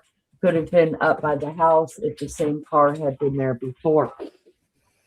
You're talking about one of those bedside toilets, right? I mean, Yeah. I've never known those to have wheels on them. But I mean, anything's possible. They both could have grabbed side by side, had her sitting on the toilet. I don't know. I just don't think she walked out on her own, as far as like, I've got a gun on you, keep going, that kind of thing. I think she had to be carried out. And y'all don't have to agree with me at all. Rose I says, think she was walked out. oh, myself. get down, little girl. Rose says there were neighborhood contractors. Yes. Yeah. Have one of those portable fold up with a dolly. Laurel says, if our mama refers to your mom, I'd be going. If our mama refers to your mom, I'd be going nuts and do anything to get her back. So keep being strong and don't give up hope. That is what the devil wants. I believe there's a real devil. Absolutely. Absolutely. And Tashi thinks, I don't think the guy on camera has anything to do with the disappearance. I think that was made to look like someone has taken her. We are thinking too hard of ways she got out. I don't think she was there to begin with. Okay. Fair enough. Fair enough. All right. Let's go. Keep going with this on the screen, you guys. Garage and down the driveway. It's not going to work. This woman apparently, unbeknownst to this guy, can't walk that far. All of these things are possible, and the mobility is an issue. Just the weight alone, most people don't understand the difficulties of carrying someone who weighs 150 pounds, 120 pounds. It's not easy. So all of these things are going to go into whatever plan that he may have had. Personally, I think there was probably other folks involved, so maybe the car drove up and picked them up right in the driveway. But we just, at this point, we just don't know. Yeah, I'm wondering. I'm not so sure about a second perp. I don't know. I feel like there's no honor among thieves, and there's $1.2 million at stake right now. So who knows? But I wonder if of course, the idea to give yourself a quick exit and run and get to your car would be a reason you'd leave those propped open, but also would be a reason I can just walk this woman at gunpoint. I don't have to carry anybody. But lo and behold, no, you can't. You can't walk her at gunpoint, because Savannah let us know on a good day she could make it to the mailbox, but most days, no. So thinking like a thief, if you're back on the force, how are you now gaming how everything went down inside that house? Probably not according to plan. Because whatever that plan is, things I think clearly didn't go excuse me, away they were planning those to. However they decided to take her out of the house was that way. There's so many different options. I personally still think it was the front door, and probably just hopefully walking, but again, if someone's walking, they're probably making noise. There's so many variables that go into it. It's also, if he was doing everything via the back, why did he go to the front and dismantle that camera? Because that sort of throws all of these theories off. Gaming what happened inside, given everything's propped open, but he's still taking out the front doorbell cam. So given all that, what are your thoughts? something happened probably that he couldn't walk her out. Like we've all said, Savannah said that she couldn't walk, except on a good day to the mailbox. You're woken up at 1 o'clock in the morning, whatever time it was. I think that was an unplanned for event. And the easiest way was quick out the front door to a car that was probably waiting or came up to pick them up. Let me ask you something. If he's made his way in the back, he's propped open the gate, he's propped open the kitchen door, maybe for his fast egress, but also maybe because that's his plan to get Nancy out. And then he realizes it can't. So now he's thinking, my car's too far away, but it could be close and I could get her to the end of the front walkway, which we know is where she walked out, given the blood drops in the front foyer, over the threshold, as my sources have told me, of the front door, out on the front entrance tiles, and then down the walkway where it stops. Do you think that he restrained Nancy in some way so that he could run back out and get that car and bring it closer? I think she was probably restrained inside in some manner, but this is where I go back to, I don't think one person could have done this. That's too much going on to restrain, to try and stay here while I go get the car. Again, I know nothing about it. That's just a gut instinct more than anything else. If he did do that, it would have been difficult because, the driveway is not huge, but it's still going to take some time, and you're putting a lot of I guess respect risk into what you've done to leave her there to go try and get a car to bring it up. I was wondering if maybe being tied or restrained in some way may have caused the injuries on an 84-year-old woman's skin that might have bled. That might have been part of the reason she was bleeding at that front door. But I still can't get past 2:12 a.m. and 1:47 a.m. because on the timeline, again, Sheriff Nanos, who knows if you can trust what he has put out, if it has to be changed again. But he says that if the doorbell cam disconnects at 1:47 a.m., at 2:12 a.m., person is detected on the camera. There's no video available, but then he said in a news conference it could have been an animal, which means an outdoor camera, right? There's not going to be an animal inside. So, knowing that, I'm trying to figure out if the doorbell cam disconnects, that's probably the front. That's probably when he's first arrived. He's still got the backpack on and he's disconnecting it. But why? Why, if his plan was to go in the back and prop open those doors? That's a good question. If I had been doing that, the first thing I'd done was destroyed that camera, ripped it right off the wall. Even if I was planning on using the back door, because that's just another piece of evidence that is going to be brought back to me, like it essentially has. But even if you were doing that with the back door, my thought process is, all right, it's just a way to stay off of more video. You're going to want to remove all video cameras as quickly as possible if you're going through this scenario. At least I would want to. Is it possible that he showed up, left his car out on the road, walked up that horrible moment where we saw him on cameras at 1:47. He manhandles it. And eventually, I believe he took the vines and pried the camera off. But, another source said the cameras were smashed off. There's glass shards that were witnessed down below by Michael Ruiz of Fox Digital. And then he went back to his vehicle to bring that vehicle in because now it can't be seen on that front doorbell cam, and then planned to go in through the back. But still, it's weird that he wouldn't come out with her out that back way. He chose to go out the front. And going back to the car issue, in that neighborhood, I don't know if you've been there or not, but in most neighborhoods in Tucson, the car is going to stick out like a sore thumb on the street, more so than in a driveway. Even if it pulls in and turns its lights off at 1 o'clock in the morning. People will notice it way more parked on the street just because of the dynamic of the neighborhood like that.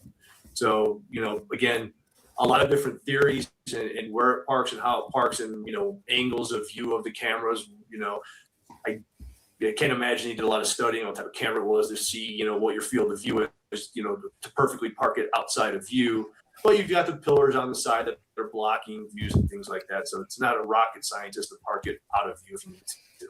I think you're right. I think you could pull in Nancy's driveway, if you're staring at the front of the house, her right-hand driveway, not the left-hand driveway, the right-hand driveway that would take you to the garage if you want to go there, but don't drive all the way to the garage and don't drive all the way to the front door. I think there's a sweet spot in there that he could have put a vehicle and stayed off of all cameras. And maybe that I think this guy had seen it. I think he had staked out that house. He had probably broken the floodlights in advance. I think the January 11th, again, Michael Ruiz from Fox Digital talked to 2 law enforcement sources who both said January 11th was that other image where he's got no backpack and no gun. Do you feel that that's plausible? Yes, very much so. If indeed that, regardless of what the date is, if this suspect was there on a different day, was there for one reason, in my opinion, that's to see what's going on in the neighborhood, to see what's going on at the house, and to make plans and how to, best succeed and, kidnapping Nancy, which includes looking for cameras, looking for lights, all of those things that, first, those would be the first things that law enforcement would look at as well once they got there trying to gather the evidence. Do you think the whole notion that the back doors, again, you've got to be really clear, back doors is one entrance. It's a screen door and a kitchen door. It's one entrance, not all the doors. But do you think that stymied the investigators the way I feel? I mean, they always know more than I do, but do you think they're stymied by the back door? Hi, everybody. Thank you guys so much for being here. Do me a favor and hit the like. I like what John says here, you guys. Why have a radio if he was alone? Yeah. That's very good. Now I'm sitting here, and I'm listening to her and I'm like, well, I guess, it would be harder just for one person, but it's plausible that it's one person, but you're exactly on it, John. What was the point in having a radio? We know that's not a cell phone. It is not a cell phone. None of our cell phones look like that. None of us. Like that no more now. Hi, Michael Knight. Good to see you. Thank you for coming in. Hi, everyone. And just so you guys know, in case I'm just reminding you, that's Maggie's working theory right now, that he found a sweet spot on that side over there on the garage side where he parked the car. You can't see behind them trees or bushes at all, even in the daylight.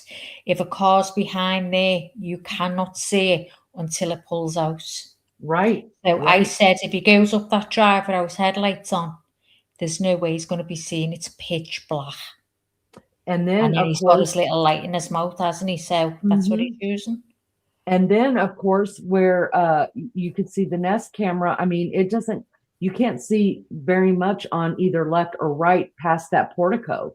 So he could have, he very well could have come up the side there. Now we know he didn't do any off-roading. He wasn't in her yard or anything like that, because her yard and all of the areas that have shrub around it are all barricaded by, pretty big rocks. Yeah. So, and none of the rocks. He walked from the right as well to the Nest cameras, didn't he? Yeah.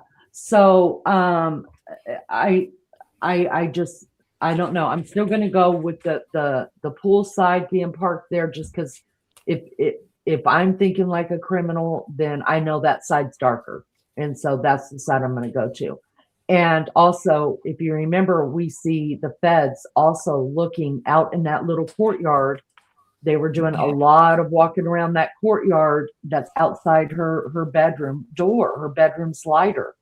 So it makes you wonder, were they thinking that maybe the guy jumped the fence and jumped that little 3-foot wall and went in through the slider to her bedroom? But we know now, per Savannah Guthrie's own words, that the back doors were propped open. I wanted to ask you guys, do you guys remember in the early days when this first came out, like second or third day maybe, that when the 911 call was made, it was said over the 911 call that the back door was wide open? Yeah. Yeah, because we thought it might have been for the ambulance or something, if you were going to get an ambulance. So now I'm just wondering why now we're all just grabbing a hold of that, because and why we never gave a theory to that thought, because we heard it in the first days that the back door was wide open when they went to go check on their mother. It's just so weird to me. How, we wait for something to be said in the news that we already knew about, but we just we just let that one fly. She could have nicked herself getting out of an Uber days earlier. Margaret says there was a 911 call released the same night, a woman screaming out of a blue car. Is that the case? Yeah. If that's the case, it was Nancy. It means she was alive. Listen, I don't know whatever came of that. The police never released anything of that. Oh, I do remember something that came of that. That call, they reported that 911 call came in before there was anybody ever seen on Nancy's porch. Yeah. So that's how that one was debunked. So that's why I took that one off the list. Toshi said could have been a flip phone, just saying, not touching it. Tosh. Travel says I think they are exiting from the back doors. Then how would you explain the blood at the front of the door? And I'm not saying you're wrong. I think that was the plan, to always take her out the back. But once they realized what bad condition she really was in, the plans changed. The front door was just to get the camera off. Well, we know if you look at the video again, the guy on the front porch, there is no blood on the front porch in the video. We see the blood on the front porch the next day. Lego says, who uses walkies? Cops. Who's not giving us any info? Cops, all I got to say. Listen, you're not alone in that, Lego. There are many people that are side-eyeing all that shit. I mean, there is a guy right now that's in custody. When was it? Last week, Wednesday, he was arrested last week for supposedly he had some girl in custody and he was supposed to be taking her to court or something, and he offered her they smoked marijuana or something together, a vape, and he talked to her about going to a hotel and that he could help her with her case, and she reported him. So that's the guy that's in, and he's a sheriff deputy. He's in jail right now, and a lot of people say the eyes match up, so who knows. Traveling says, do you think she was drugged in order to get her out? Some people do. Some people do believe she was drugged. I think that takes too much time, and listen, I think there was enough fear tactics as far as a gun, a stranger being in your home, much less two strangers being in your home. I think I would have done just about anything those guys wanted me to do. You wouldn't have had to put a pill down my throat. I would have just said, hang on, I got to get my cigarettes and some coffee. Y'all want some coffee and we'll go. No, that's just a joke. But no, I don't think that there was any drugs involved, just because there was enough fear there. You wouldn't have had to. Hi, Charlie. Good to see you. Is there any progress? No, not really. We're just finding out little nicks and pieces here and there, and nothing big. Just adding more to the case, trying to add things to our scenario of what happened, and being the true sleuths that we are.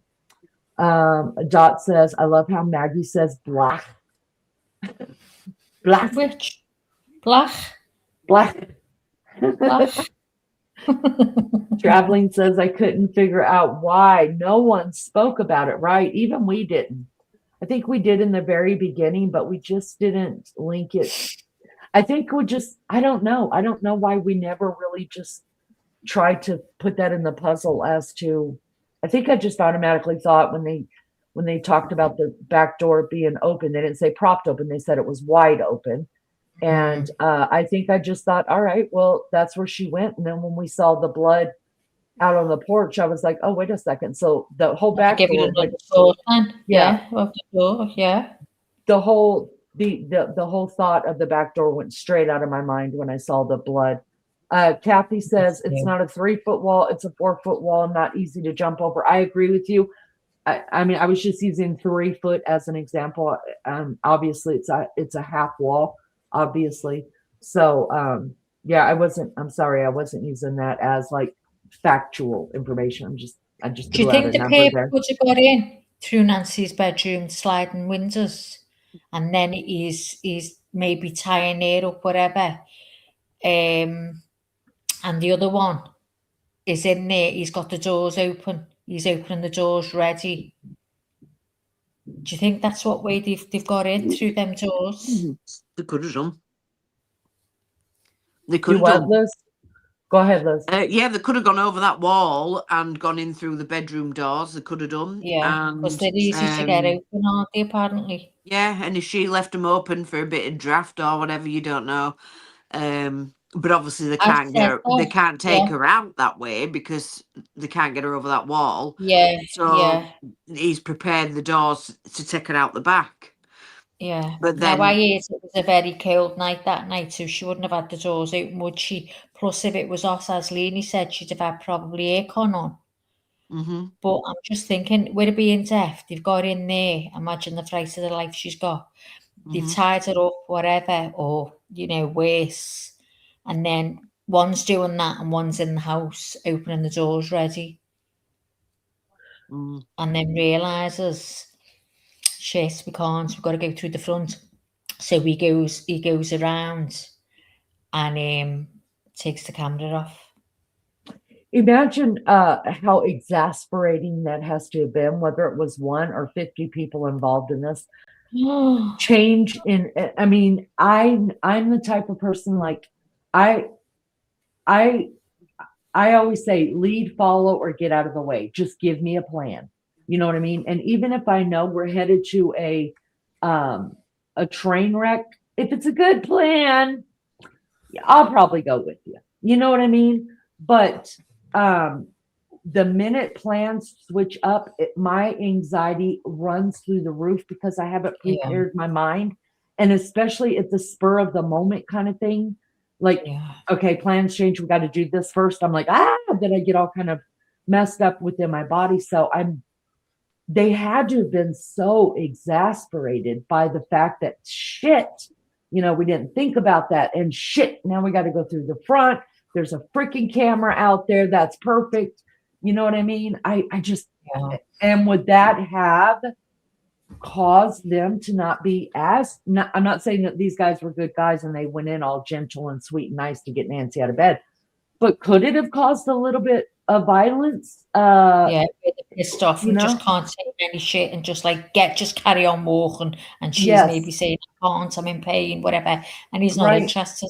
You just want to say it's the move, or he's going to take it out. Margaret says, Brian Inton said today there was no sliding doors. What do you mean there's sliding doors on the house? There's no sliding doors. No, there's no sliders on the back. Yeah. Back, but the sliding doors, as you can see, I'll show you now. We're talking. So we're talking about. Yeah. These sliding doors. Mm-hmm.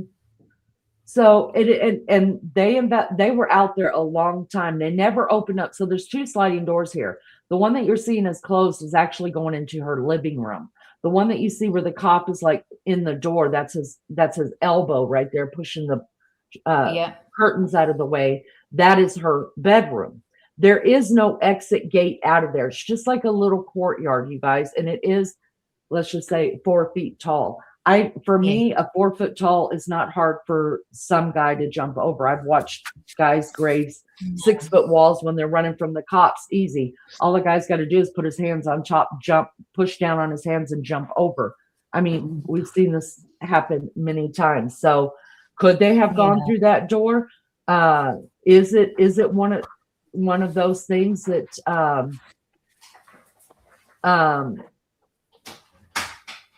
I mean, it just makes you wonder, did they do people like this that have lived in an area and have never really had any kind of violence in the area or anything really off?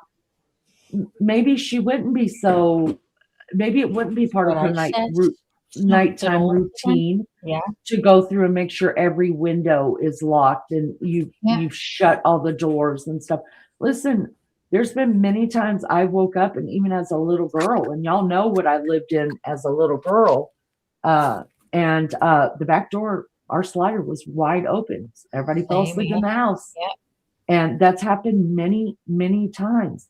So, you know, there's a lot of scenarios here, and no, you know, you don't have to agree with us on panel. We don't have to agree with you. I just like the way that we're all throwing our theories out there, and maybe one or two will be right. I don't know. But it's good to talk about. Lainey thought there was patio doors, sliding doors at the back as well.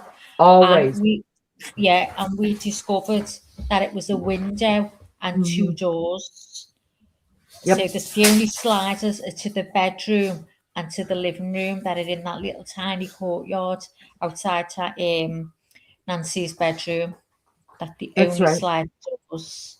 Yeah, right behind where the seating area is in the back, where the couch is in the center. Because you can't see the bottom of it, just kind of looking into it, I thought that was a slider. It made sense to me. But Lizzo and Maggie brought up a picture that shows the blue door right as the picture you're looking at right now, off to the right side of the center of the furniture. That couch, isn't it? There's a blue door, and they zoomed into the blue door there, and behind that couch is a window. I thought it was a slider this whole time. Let's see. Lisa, welcome, says the sheriff involved in some way, ? He has been suspicious from the beginning. Lisa, listen, a lot of people are still side-eyeing. I'm not saying that's out of the realm at all. There's just been too many things that he has turned down. Help from, free help that could solve this case. It's a hell of a lot of ego and a hatred for the people that are on the FBI, and what's in his past that he's so scared that people are going to find out about.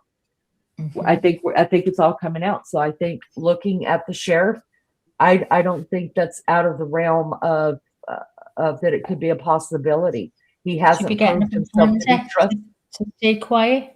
Yeah, he hasn't proved himself to be trustworthy at all. At all. Yeah. Could be getting paid off. That's exactly right. I always thought there's like, okay, did she have some kind of wheelchair? Good question. Good question. Could have been in the couch, couldn't it? Who knows? Tashi says our slider's always open. I don't fancy anyone's chances getting past our pit bull. Kathy says different people in the last few days have shown that there are no sliding doors. They are regular doors. Okay, I think we already showed that, so I'll just leave that. Angela says this entire thing stinks to high heaven from the beginning. Angela, we're right there with you. Google says look into the 3 homicide detectives the sheriff screwed over a few years ago. I think that one detective or Sergeant Cross actually talked about that, Google user. Thank you for that. Travel says the sheriff was too emotionally involved. It was too weird. I agree. His very first press conference, you guys, look, even if he was best friends with her, right? You've got the sheriff. He's a #1 chief honcho in charge, and he's standing up giving a press conference, and he gets all weepy.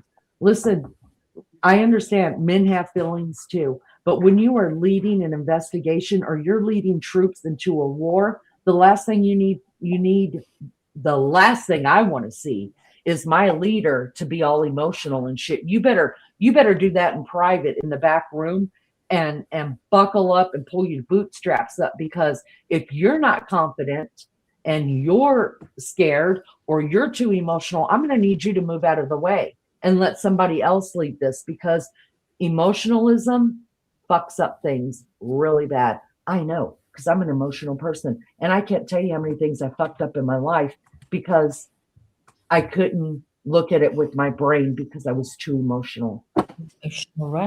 That's why we are better in pairs, truly. The whole thing stinks of a cover up. Mike says, if the plans change to the front door, you're not going to walk all the way around the house to the camera. You would have went out the front door and broke the camera. Oh, you mean walked all the way around, taking the camera off, and then instead of doing that, you would have just come on out and then broke the camera as you were leaving? Sometimes hindsight is 20/20. Kathy says Banfield said today that Nancy often left the kitchen door unlocked, and that is how the perp got in. It had a screen door and they were propped open with flower pots. Right. That's what we're watching right now, Kathy. That's what we're watching right now. Mr. T is in the house, y'all. Unless that's Rapper. Tasha says go away. I think it's Rapper. Okay. I think. Well, then if it's Rapper, just block Rapper. Angel says, I heard the sheriff had a problem with the FBI years ago and he resents them today. He does. Yes, absolutely. And then Elizabeth said, yeah, that's right. The back doors were propped open, but there are still sliders on the side, which led to the bedroom, living room. And Charlie says, our elderly folks usually have incontinence pads on their bed, thus may have had blood on it and easy to remove that evidence. Thank you so much. Thank y'all for being here. We appreciate it. All right, let's keep going, Mags. Let's keep going with this. Plan and the front door blood? No, it's both of you look at it, they're the same thing. It's a way in and it's a way out. Whether they're propped open, whether there's 4th century, whether they locked them on their way as they were going out the front door, it's just another piece of evidence for them. They're going to look at the exact same way, collect what they need to collect, swab what they need to swab, collect their DNA, all of those things. It's not, in my opinion, any type of smoking gun or anything like that. It's just a plan that may or may not have been used by the suspect. Do you think it's fair to assume that they would have focused real heavily on those door handles and those flower pots for the possibility of his DNA? Because again, he's got gloves on, but he's got a light, I think, in that mouth of his, and it had to go in and it had to come out, which means those gloves probably have some DNA on them, which means anything he touched those gloves. So do you think they may have gotten the mixed DNA sample off the flower pots or the door handles? It could have come from anywhere, but those would be primary places to swab, to test. Anywhere a hand is likely to go, that's where you go, and then you just start looking around, and anything that looks like it's out of place or been moved, you're going to hit those areas next, and it's all just probability at that point. What is most likely to touch? Door handles and things that are out of place. So yeah, that would be a very likely source for good DNA if they do indeed have any. And there really are only certain people who should have their dirty little fingers on an older woman's door handles, Mm-hmm. There are very specific people within her inner circle, and then there are people who absolutely should not have their hands on her back door handles. So, but that leads me to the question of the CSI efforts. Like, just as an look at you're an insider, but you're an outsider. You're a former Pima County deputy, but do you think the proper amount of CSI collection was done? Because originally it felt like 30 hours, man, it was done. That scene was released to the family, and then lo and behold, FBI shows up later. But do you think the right amount, enough was done to gather the things that I assume they gathered? It's so hard to say. And as armchair quarterback the next day, maybe they should have kept it longer, but I've said since day one, I've worked scenes where we've processed it and then, we leave, and you can only do what you know at that moment in time. You're not going to cut all these walls down and things like that. So it's so hard to say on the timeline. Do I think they did a good job when they were there, knowing the detectives and the forensic folks who were there? Absolutely. They did their job. That doesn't mean that they could have overlooked something, because that happens. And when you do that, you go back and you try and right that ship. That's one of those things where it's easy to armchair quarterback and say, you should have held this for months and months and months. Like, we should still have it as a scene.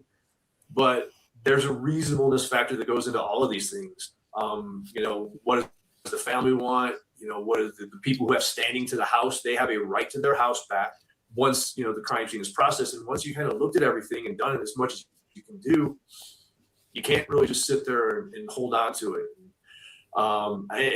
So it's a long way of saying it's hard to say. Yeah. Savannah came back to the home, and I assume that. Y'all, I'm not digging that at all. I'm not digging what he said at all. Since when have you guys ever heard of the sheriff's department, police department, any kind of law enforcement says, oh, the family wants their house back, so we got to hurry this up?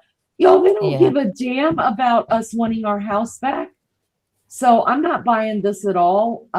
It's funny how some people are experts, and I believe this man to be experts, but I don't know who he's ever handed a house to that's a crime scene that was handed back over in 30 hours. And and that they try to hurry a case up because the family wants a house back. Mm-hmm. And what family would ask for a house? What family? Yeah, you'd want I them would- to take all the time in the wheels. Yeah, I would be like, you're really going to take, like, you're returning you haven't even had it for 2 days. What do you mean you're giving it back now? Yeah. I, as a family member, would question what was the Me hurry too. in giving the house back that Yeah. quick. And y'all, I'm just going to say it. Please tell me what you think about this. It's one thing to arrest someone and accuse them for this crime. It's a whole nother thing to get a conviction. Because if I'm sitting on that jury, this is what I'm thinking, y'all. I'm thinking, don't even show me or tell me any evidence that you have on this crime after the first time you took the crime scene takedown, because from that moment that the moment that they released the crime scene, it became tainted immediately.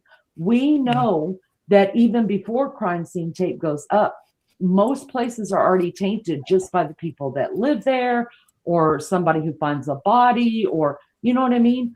But returning a house, and then here come all of the news reporters up there.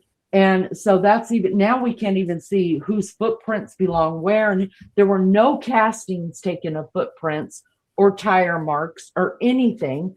So as a jury member, I'm saying I don't want to hear about any evidence after the first time you turned over this house, because the crime scene is tainted at that point. Anything could have been planted, anything.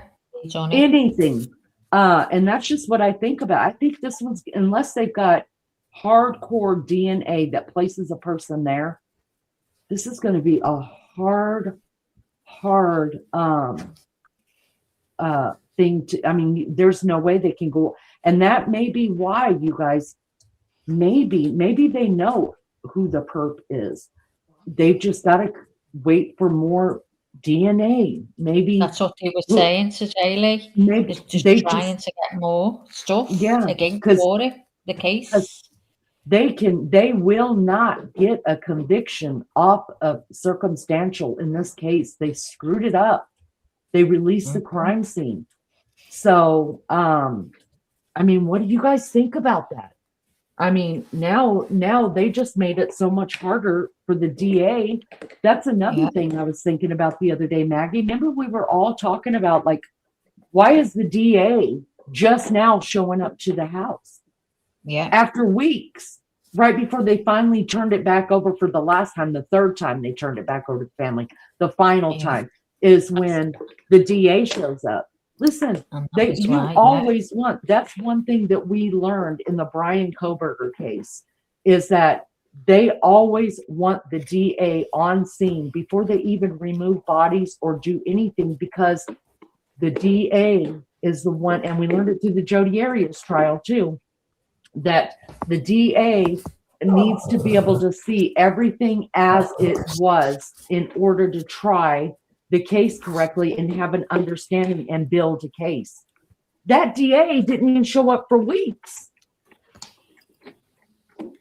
Cynthia says, DNA from where? Exactly. How about we start with the mat that's at the front door still? They did say that they have DNA that's mixed. Is that old DNA? Is it new DNA? We don't know. But this is going to be tough. This is going to be tough. And I see many of you in chat. Yeah. I see many of you in chat saying that the sheriff got paid off for this. Listen, you're not going to hear any backlash from me, because I think anything is possible in this case. I think he's getting paid off from the bad guys to keep his mouth shut. there's 1.2 million on the table. I think I'd rat Maggie out for that. I'd be like, y'all go to Liverpool. Crazy. Maggie's over there. Go get Maggie. She did it. I'd sing like a canary, y'all. Like she says at the beginning of the live. Like I did at the beginning. Lizzo the snitch. Yeah. Throw Maggie right under that bus for nothing. Y'all think 1.2 million on the table that I wouldn't be singing? I know. I have a mate of my husband. I'm saying nothing to these two. Angela White says, my God, it seems like children are working on this case. Sad, sick, and sorry. The 3 S's. We're in total agreement with you. Total. Traveling says, I mean, come on, they act like they didn't know how to investigate. No, I think the family is spinning a tale. Well, the longer it goes on, I'm not taking the family out of my scenario yet, and I'm not talking about the whole family. I'm talking about one member of this family, tomato hot sauce dude, the son-in-law, I believe, is still the mastermind behind this. I've seen nothing that's making me sway from that yet. But I'm not saying that you guys have to jump on that bandwagon. You don't have to. That's fine. That's just my work. Guys.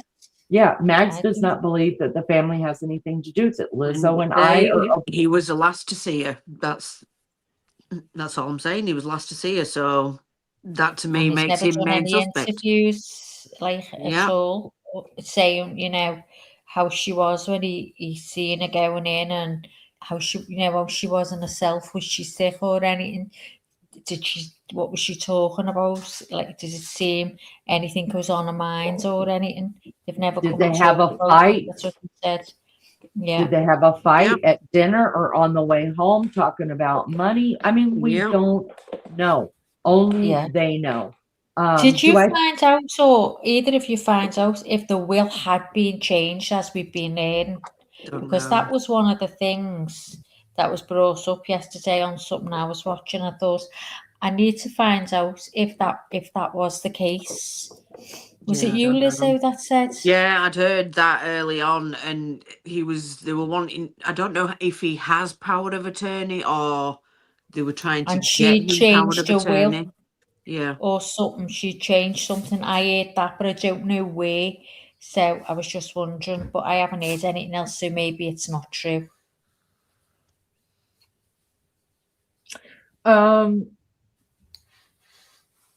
The new interview with Savannah should be done with Cameron and Annie also on the one. Yeah, Lego.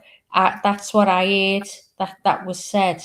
Why weren't they all together? Because Savannah keeps saying we all make we, but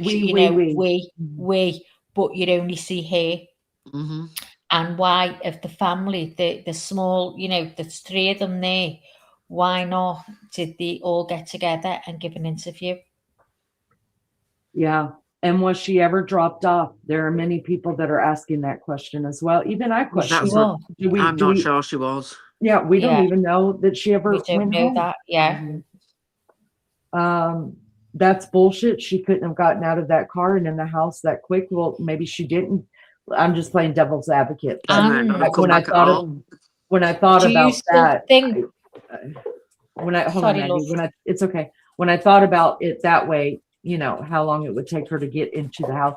I just thought, my garage door opener, you can hit the keypad, it'll open up, right? Yeah. And then right inside the garage door, you can hit the button again and it starts closing down. Mm-hmm. So that's possible. Or you can come next to where the door goes into the house and there's another button there, right? That's the way most of them are hooked up. So my question is, the minute she got inside the garage, is that when the button was pushed for it to come down and he didn't wait to see if she made it all the way into the house, which we know, listen, according to Savannah, she said they took her mother in the dead of night out of her bed. So if we're believing the family, then now I do believe that she made it home. I do believe that. I do believe that she was taken out of the house in the middle of the night. But that's just my working theory. Not everybody believes it. I mean, Lizzo's side-eyeing. She's still side-eyeing. how does anybody know something was put into her drink to put her to sleep? Maybe he didn't drop her off. Maybe he didn't. I mean, I'm not even saying that they might have murdered her. What if an accident happened at that meal, and then they've come together and they're trying to hide, you cover it up, trying to cover it up, and because I firmly believe they all knew when they did the first ever press conference, something didn't seem right, and I felt like all three of them knew, what had happened, and that this was all being fake, made up, the ransom notes and all that, because Ashley Banfield had already accused Tommaso of being the mastermind or the suspect or whatever, and so they come up with this ransom note business to take the heat away from him. I don't know. I mean, I'm not saying they murdered her. There could have been an accident or something, and then they've thought, well, we've got to cover this up somehow. Yeah. Angela says the brother and sister-in-law live in a $600,000 house, yet they do not have jobs. Now, I had heard, I don't know this for sure. I didn't see anything on it that was relevant or that I could report as fact. But I have heard that he was a teacher. Mm-hmm. Did you girls, were you able to verify that he was actually teaching during the time of this? When I looked, yeah, okay. He's a teacher. But still, Angela, I'm with you on that. We know even over there in Arizona, teachers are pretty much they're not making that kind of money. All right. Traveling Girl says maybe they only went back to get the camera off and to stage the whole scenario. Mm-hmm. Yeah. Margaret says, 3 hours after Annie phoned Savannah, thought that was weird. If my sibling, I would call straight away. Yeah. Yep. Lego says 1 minute Nancy can't walk. Next, Nancy goes to friend's house every week to watch church. Mm-hmm. I heard he was a teacher. Morning, Luke. Why did she live on her own? If that was the case. Well, in the third, I don't know if you ever got to take a look at the third one. Yeah, you were here when we did that. No. It didn't come out on the Today Show. Sorry. I did read some cliff notes about what the interview was like on Dateline, and she did say, I mean, basically what I got out of the Dateline thing without watching it, just getting cliff notes, was that the Dateline thing was basically just I love my brother and sister, and they did the best by my mom and all this other stuff, and my mom lived alone. It was just, she said her mom lived alone because she wanted to stay independent. I get that. Which, yeah, we do get that. She wasn't. If she's making out, if she could barely walk, some days she could barely walk, then why would a person who can sometimes not walk live alone? Was daily help going in or stuff like that? We don't know that, because let's be honest, like you say, when you get up of a morning, even a younger person, it'll take you a week. It must have took her forever to get up, get herself sorted, go to the bathroom, go make herself a drink or something to eat. Do you understand what I mean? If she was bad on it, she must have had people going in there for them to being happy for her to live alone. Well, I she know did sack if that's what she wants, they don't have a choice. It's up to Nancy. She But did if have you're somebody that struggling like helped that- her, didn't she? She had that carer or whatever they were. But didn't she? That's the one that she fired. She fired her, yeah.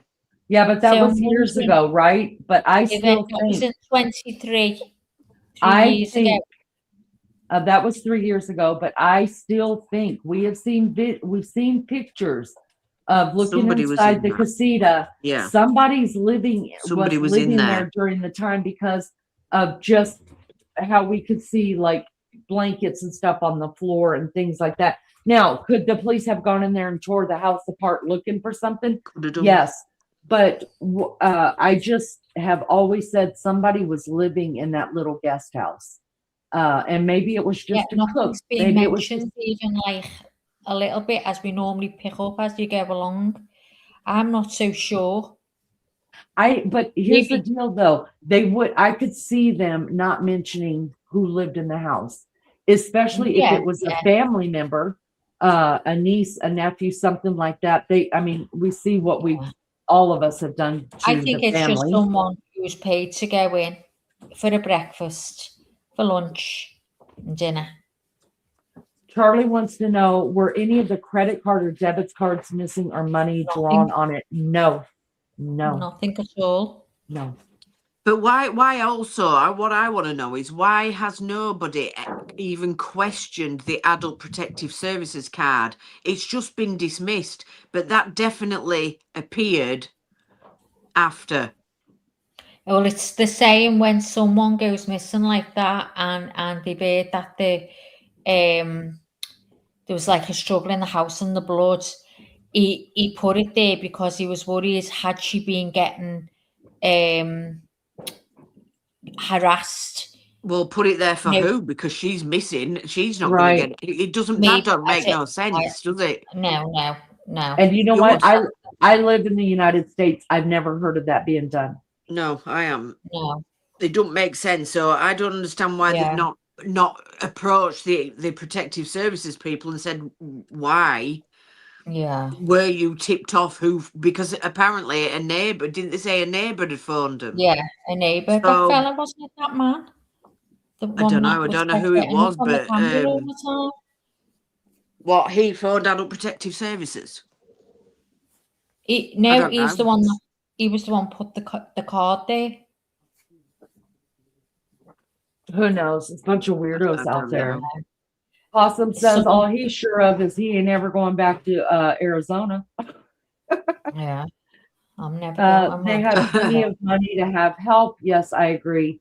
Lou says, why wasn't the female Iranian Exactly. lady helped, not replaced? I think she was. I think she was. I don't think anyone was living in, but that's my opinion. I don't know. Name says, good evening. Did they find her hearing aids? Good point. I think from what I understand of the hearing aids, they were left at the house. Yeah, they were left in the bedroom. But somebody said that she might have had 2 pairs. I think it was Nancy Grace or something. Oh no, I didn't hear that. Would she have gone They were up and put her wondering if hearing they found aids the in? other pair. Niner says, I feel like in my spirit that those monsters were already inside. And why did she enter through the garage door, or was it open? Why didn't her daughter keep her late night? Well, like I said before, like my family only uses our garage. We come in the garage, we leave through the garage at all times. And it's because that's the closest door. So like, we don't have to unlock with a key our front door or anything. The front door always stays locked. We come in and out of our garage. That's just, I want to say, yeah. And I want to say that most of the neighbors that I've ever lived around in Indiana, everybody always uses their garage. Nobody uses the front door unless somebody just comes and knocking. And then we don't answer that shit. We're just like, leave it at the door. No, she wasn't wearing them when she was taken. That's what we're talking about, the hearing aids. Maureen says it sounds like an inside job. I agree. Niner says she should have slept over at her daughter's home. It was late night, bless her soul, and that's a big house for herself. Would have made sense, but at least listen. I don't know, and like I said, hindsight's 2020. But I know how I treated my mom, and if my mom wanted to go to home, and even if it was 6 o'clock in the evening or 10 o'clock at night, I wouldn't just drop my mom off and let her walk through the garage door. I would walk in that house because my mom had trouble walking, and I would walk in there, make sure mom was okay, make sure she, do you need anything from me? Not that I'm looking for a perpetrator in mom's house. That would be the furthest from my mind. But I would make sure mom got in her house and was okay. I'd It's have gone kind of in, like, made her a cup of tea, turned her bed down for her so it was ready, you know, checked that the doors are all locked. have you Put guys the water ever, bottle in. dropped your kid, you know, you're running late for work, you dropped your kid off at the school bus stop, you didn't wait for the school bus because you're running late and the bus is running late, and then all the way to work you're kicking your own Panicking. ass because Yeah. you did not watch those children get on that Worrying. school bus, Yeah. and you worried. And listen, I had to do that a couple times in my life where I've dropped my kids off school bus, I was running late, Mhm. and I about lost my mind until school started, that I could call them and say, can you check and make sure my kid's in that class, because I didn't get to watch them get on the school bus. So if you're going to be like that, you know, with Mhm. your children or anybody else, why wouldn't you just walk mom in, say, take a seat, here's the remote, you want to watch Bob Barker?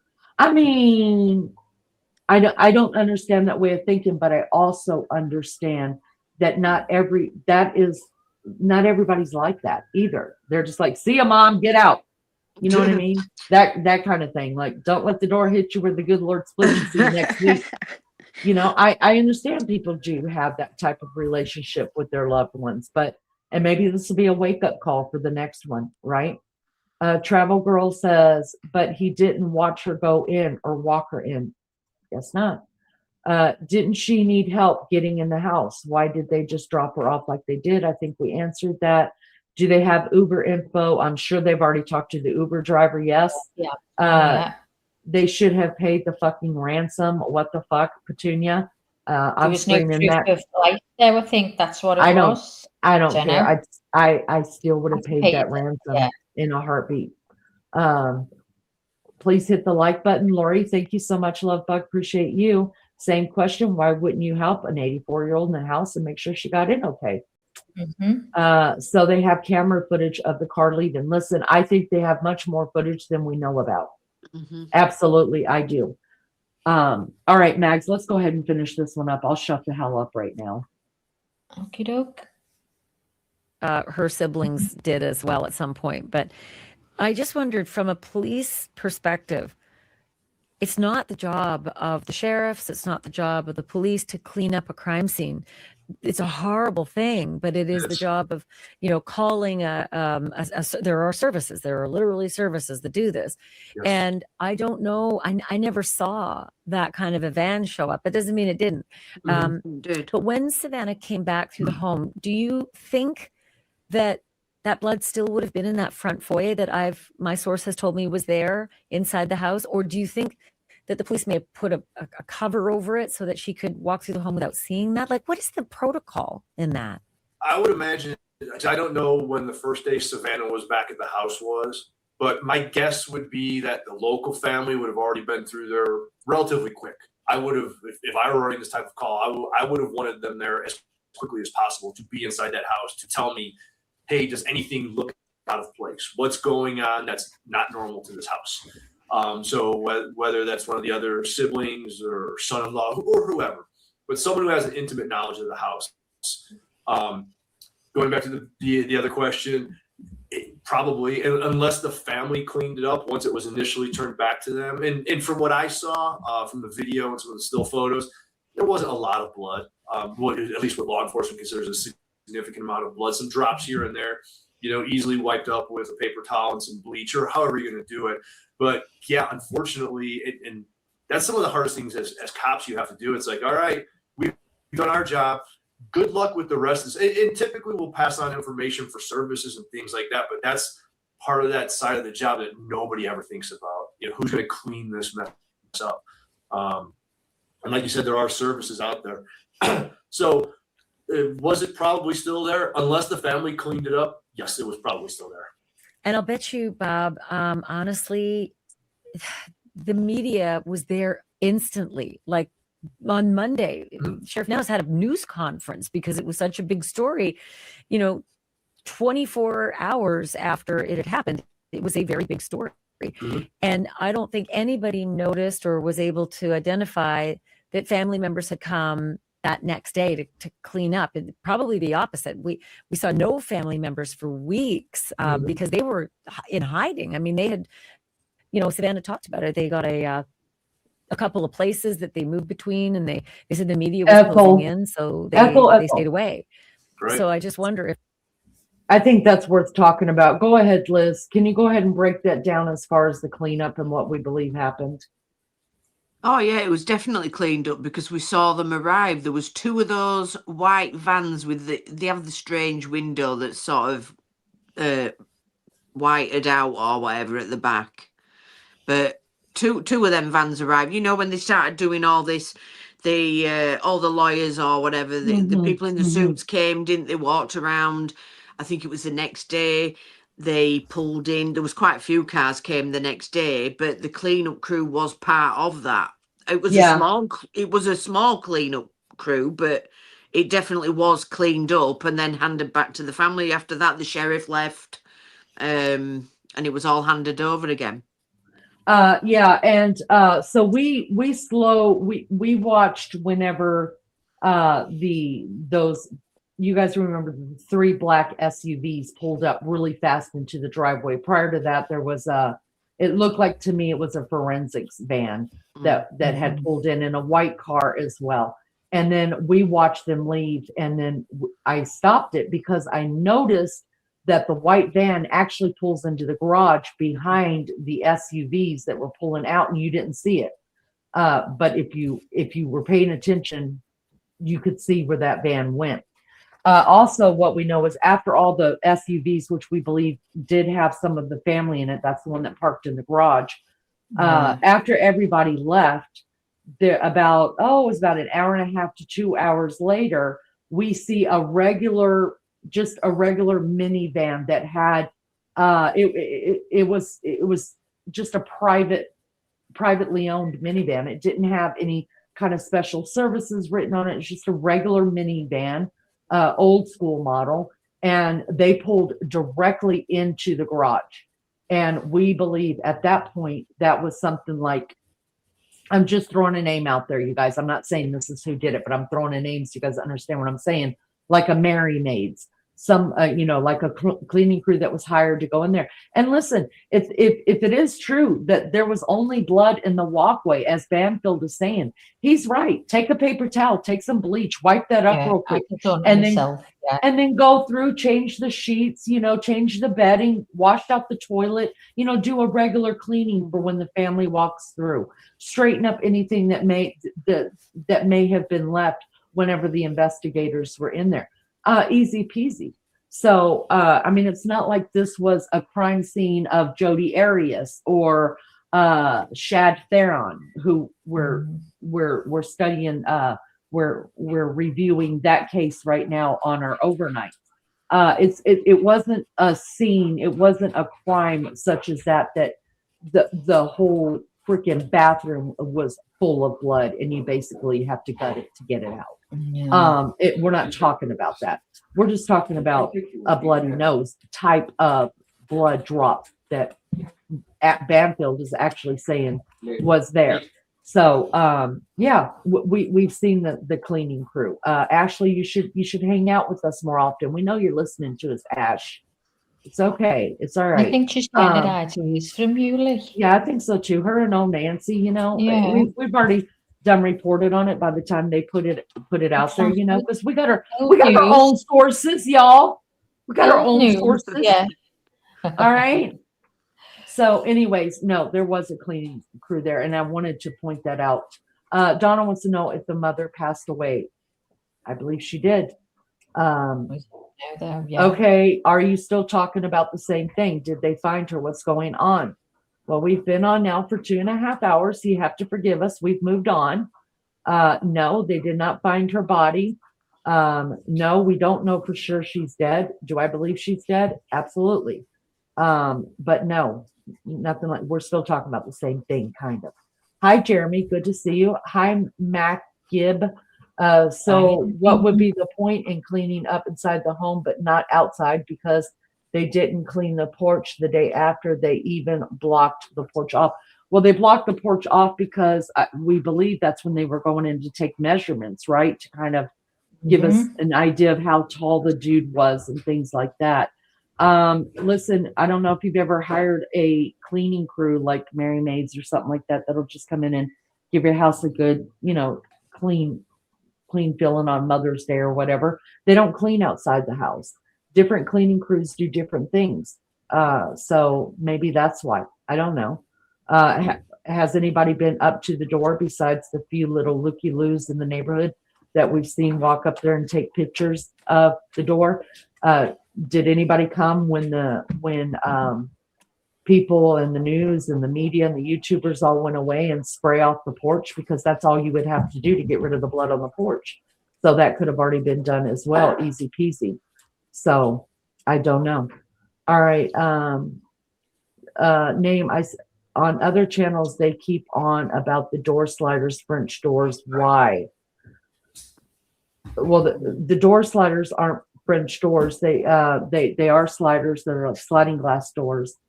And hi, Captain. Good to see you, love bug. And I think they keep going on about it because one of the sliders goes directly into Nancy's bedroom. What says you girls? Yeah. I mean, they could have very well went in the slider. I mean, just because the back doors was propped open doesn't mean that's where they went in.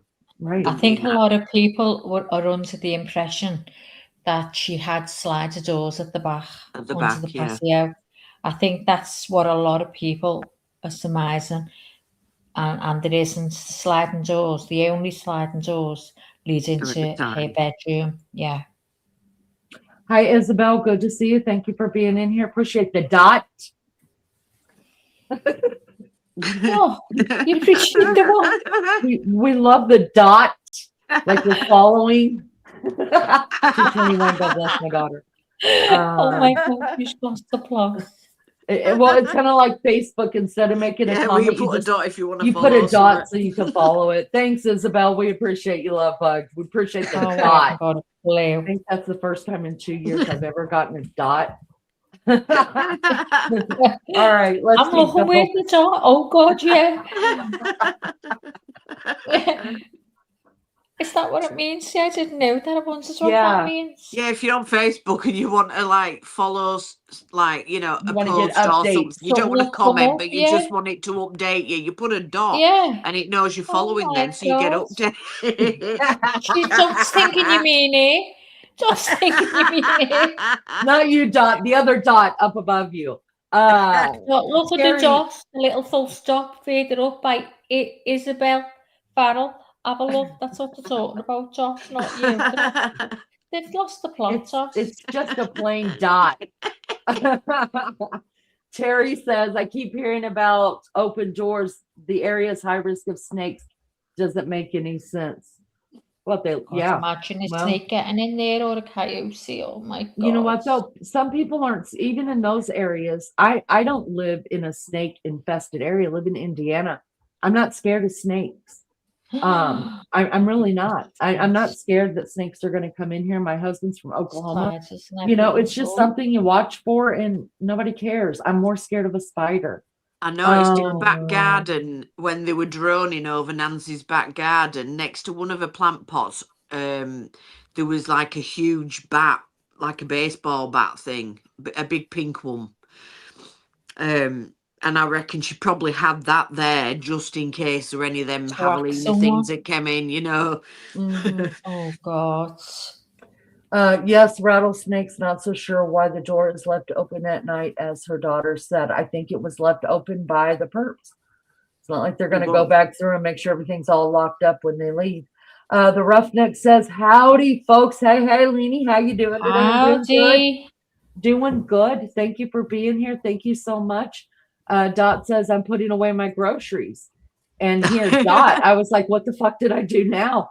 Maggie's been saying that all day, Dot. So you're in her corner. Detour says, good day, ladies. Enjoy your day. See you on the flip side. Be well and be safe. Same to you, Detour. Big hugs to you. Hope to see you on the overnight crew. Detour. This is so good. Margaret says the biggest snake describes the sheriff. So good. We dig it. We dig it. All right, back into it. I'll shut the hell up now. Okay. On that day, weeks later, that would have been such a difficult thing.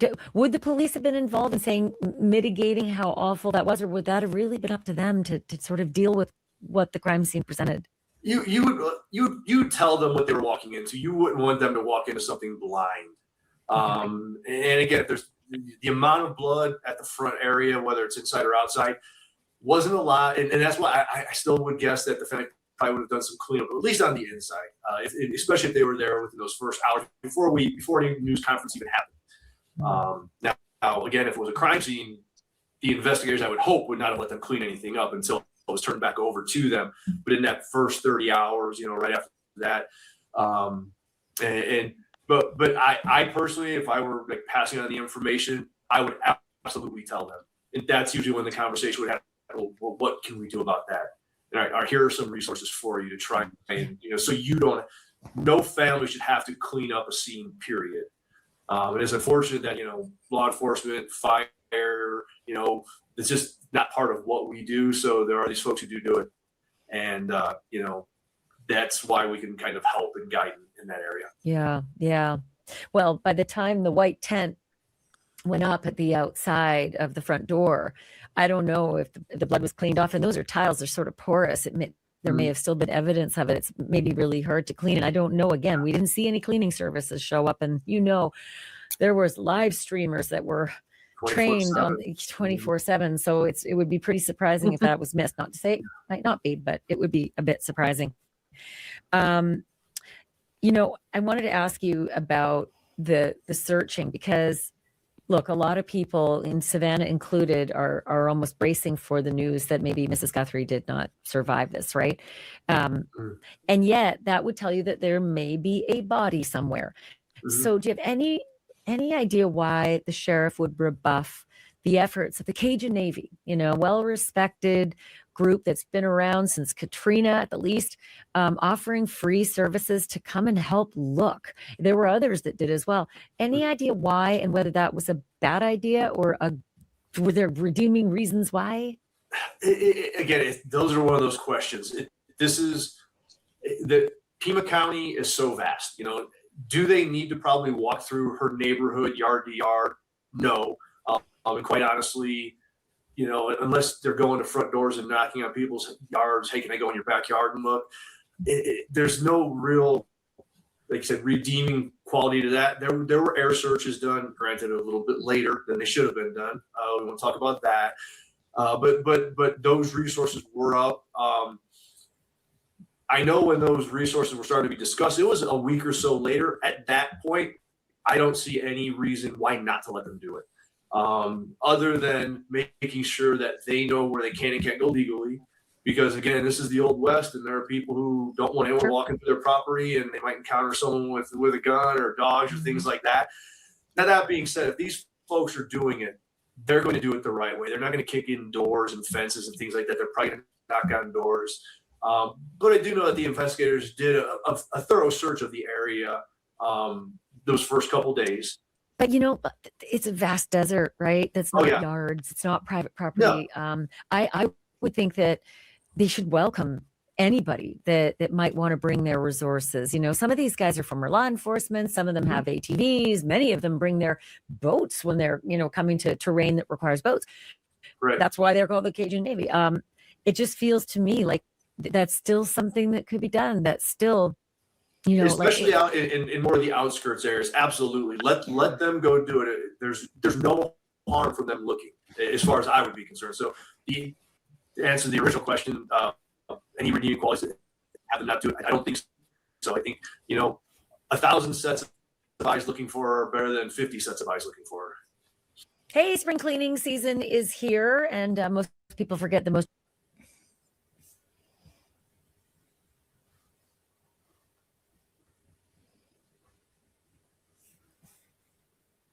why there were, less experienced investigators in the homicide unit because he chose to move investigators out who were experienced. He and his crew chose to remove a pilot from the air unit who was supposed to work that day because of some issues that arose, some discipline issues. In a vacuum, hey, you've got to be a good employee, right? But if you're only not a good employee because you talk kind of grumpy to people, or you're kind of short with them, that's just how a lot of cops are, and a lot of people are in general. Being a pilot is completely different than being just not just from being a patrol deputy. That is a skill that we have literally spent hundreds of thousands of dollars to get you to a point to where that asset, and I will tell you this, that airplane that we have, the airplanes that we have are the two most important resources within our agency. Life-saving resources for their technology, for their ability to find things on the ground. They're more important than a SWAT team. They're more important than a homicide investigator in the moment. And to have that shelved for even a couple hours because I'm mad at you, that's an unfortunate decision. And that's how many hours are we talking? Hours or days? I heard it was just a few hours. I heard it was like 3 or 4 hours before at least the helicopter was up. But the helicopter in searching this type of thing, yes, it's a better platform than nothing, but it's still not nearly as good as that. I don't know the exact time frame when the airplane actually got off the ground, but I do know it was several hours. Wow. Nano said, let's see, Monday, which was 24 to 30 hours. I think when he gave his news conference, it was around 30 hours after Mrs. Guthrie disappeared. He said, we threw everything at this. We threw our air resources, dogs, we threw our people, and now we're kind of calling off the search. And I thought, hang on, isn't this when you really start? Well, when you think about that, the search is going to go so far out. There's a science to searching for missing people, searching for lost hikers, all of that stuff. Pima County is the size of Rhode Island and Connecticut combined. So, you're not going to search every inch of Pima County. It's just the nature of the beast. Nobody has those amount of resources. You're going to search a reasonable area based on the information that you have. And I would hope that he was reaching out to his search and rescue supervisors because they are the ones who are experts at searching.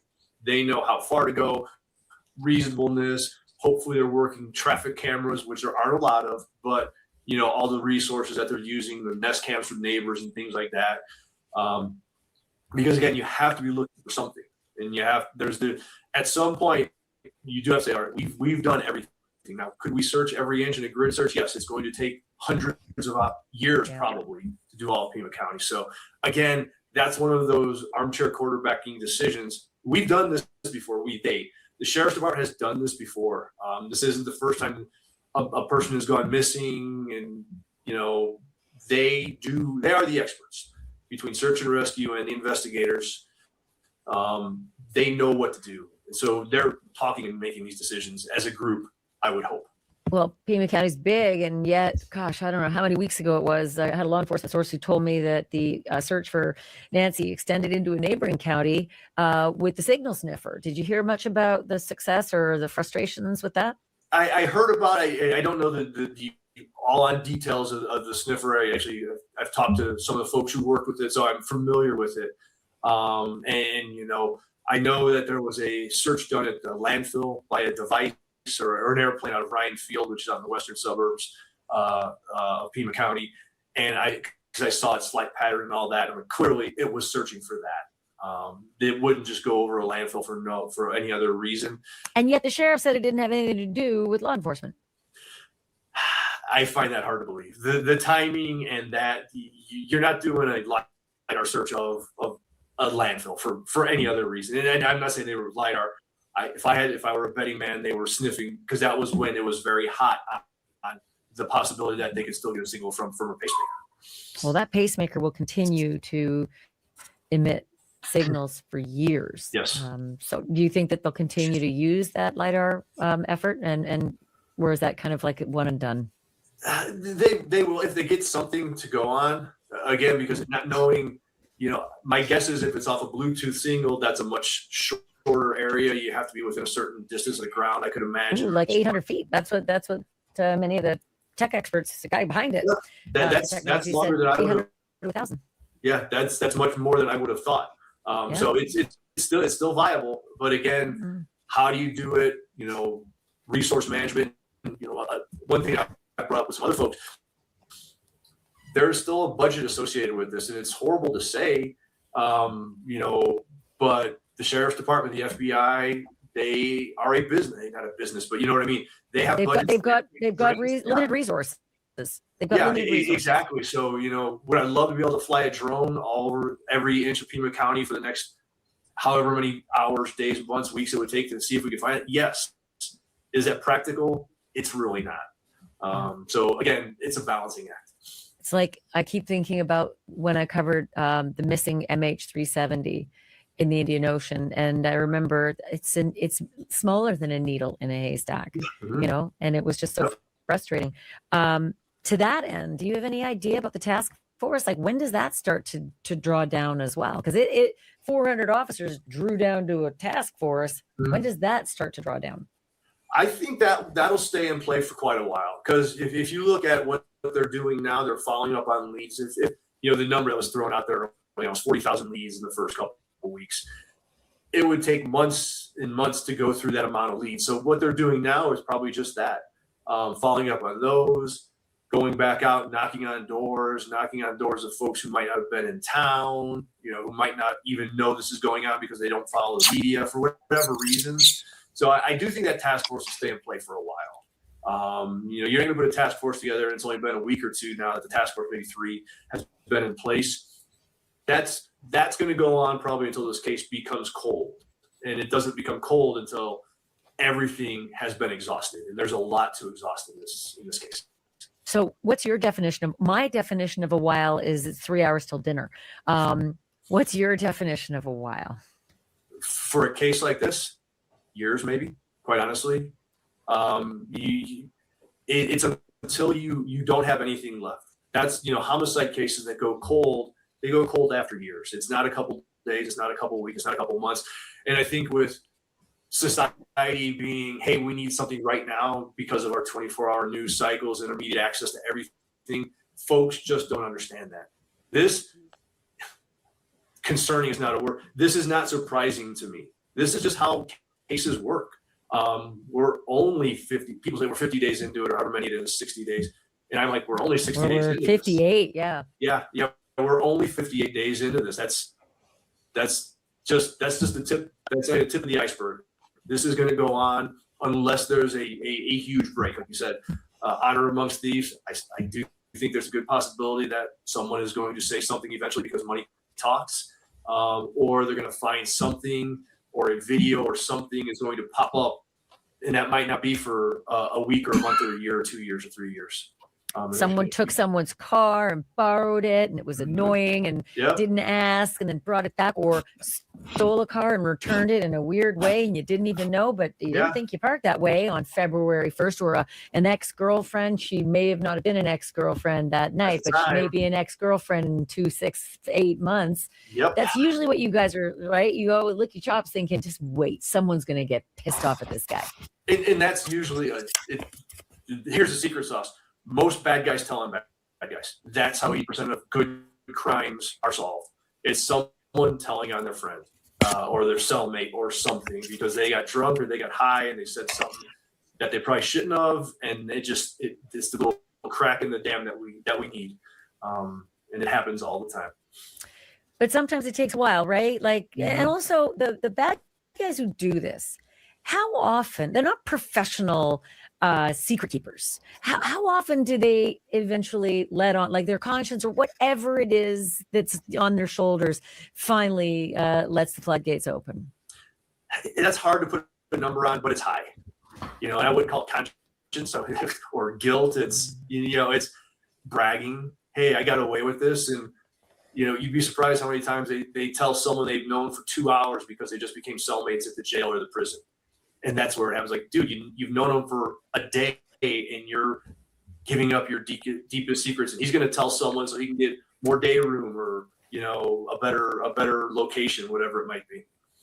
What about confidential sources out there? You know, I know how it works out there. I know they have gang units, how they work.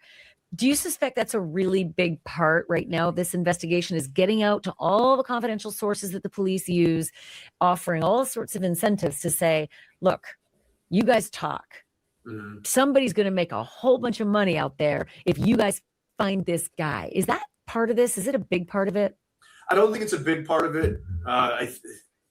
That's more TV stuff. That's TV and movie, quite honestly. Hang on a minute. I am a fill-in host for Dan Abrams on Patrol Live, and sitting next to me is Styx. Sean Styx Larkin.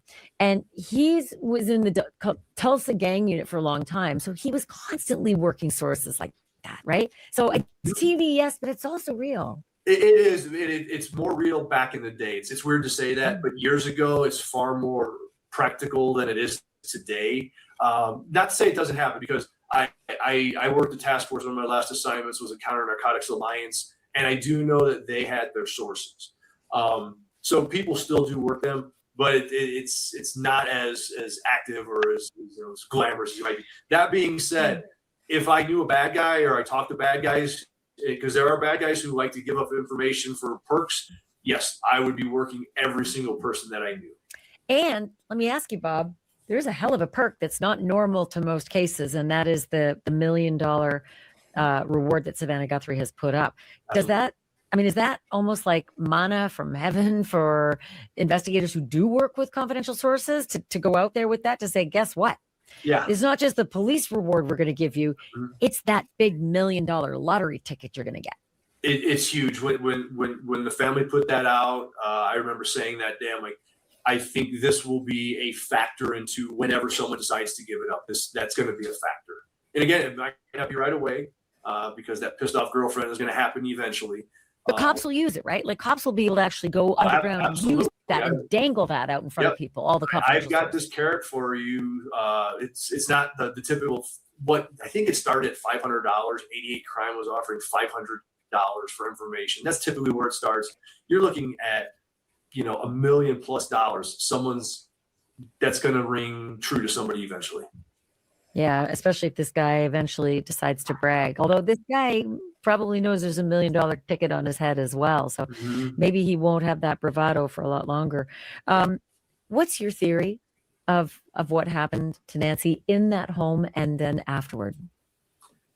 I think whoever went there with a reason, whatever that reason was. It's hard to say, but I don't think this was any type of random act. I think there were multiple people involved. I think they went there with the goal to take her and get money out of it. I do just from the way they were dressed and the gloves and the mask and all of that. That's not dressed like Bobbsey twins. I don't think they were dressed like twins. I think there was a guy sitting in a car, or more than one guy sitting in a car, just like you and I look right now. No. So the guy on camera is the same guy, whether he's got the backpack and gun or whether he's not got the backpack and the gun. It's the same guy. Probably, yeah. It at least appears that way. I won't say it is, but it appears that the stature and everything looks similar. And I think that was their plan. And I do think something happened during the course of it, whether it was inside the house, whether it was once they got outside the house or left. And I do think whatever happened was probably tragic. And I think that changed their plan. And so far, once that changed, I think that's why it's been so quiet.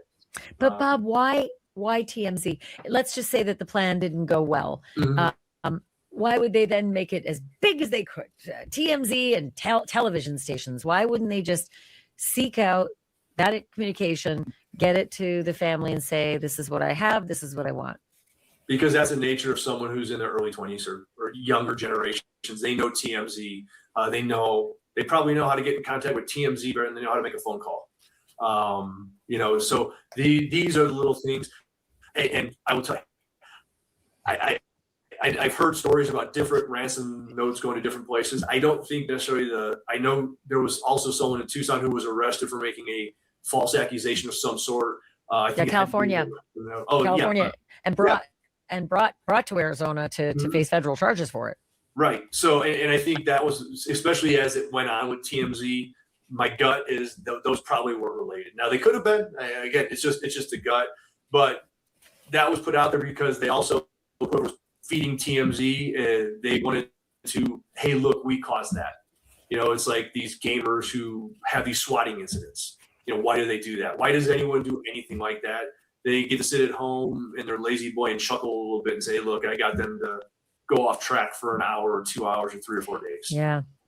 Yeah. Do you think that any of the ransom overtures were real? It's hard to say. I've heard things about the early ones that would make me think that yes, they probably were, but then again, there's also the thinking that it could have been just, it's like a psychic. If you say the right things in the right order, you don't need to be a genius to be a psychic. You just know how to play that game. So it's so difficult to say. You know, do I think that this started and ransom was going to be part of it? Yes. Do I think the ransom notes were connected? That's harder to say. And that maybe it's just a bizarre coincidence that the person or persons who took Nancy planned to try to make money off her, realized that something went sideways and they couldn't. And then bad actors glommed on and took advantage of a situation and, lo and behold, sent ransom requests. Yep. I think that's actually more probable than not, that exact scenario. Because that's just, unfortunately, it only takes one person, I'm not saying everybody's horrible person. It just takes one person to sit at home and, spoof their IP address and send these. It looks like it's come from Ukraine or wherever. Do you have confidence that this will be solved? I do. And again, this is the cop-out answer. It's just a matter of when. It might be years, but it will be solved. Some piece of evidence, some piece of information is going to put the investigators on the right track. Unabomber took years. People have to realize that a lot of times it just takes a long time to solve. God, for the Guthrie's sake, I sure hope that it's going to be shorter rather than longer, because it is excruciating not knowing. I could not imagine being in their position. It doesn't matter how famous you are, what you do for a living. And I've dealt with families who go through similar things all the time. And not knowing is probably at this point worse than knowing what happened. Yeah, that's the problem. And you could see it in Savannah's face and her voice, in everything she said, just the utter agony, as she said, that they're going through. Bob, thank you so much. I really appreciate you helping me sort of navigate through a lot of the stuff that I've been learning. It's every time I learn a new piece of the puzzle, I start over with what I think happened. Mm-hmm. Yeah, my pleasure. Thank you for having me. Hopefully the investigators keep following up on every tip, and for the Guthrie and their family's sake, hopefully this gets solved, like you said, sooner rather than later.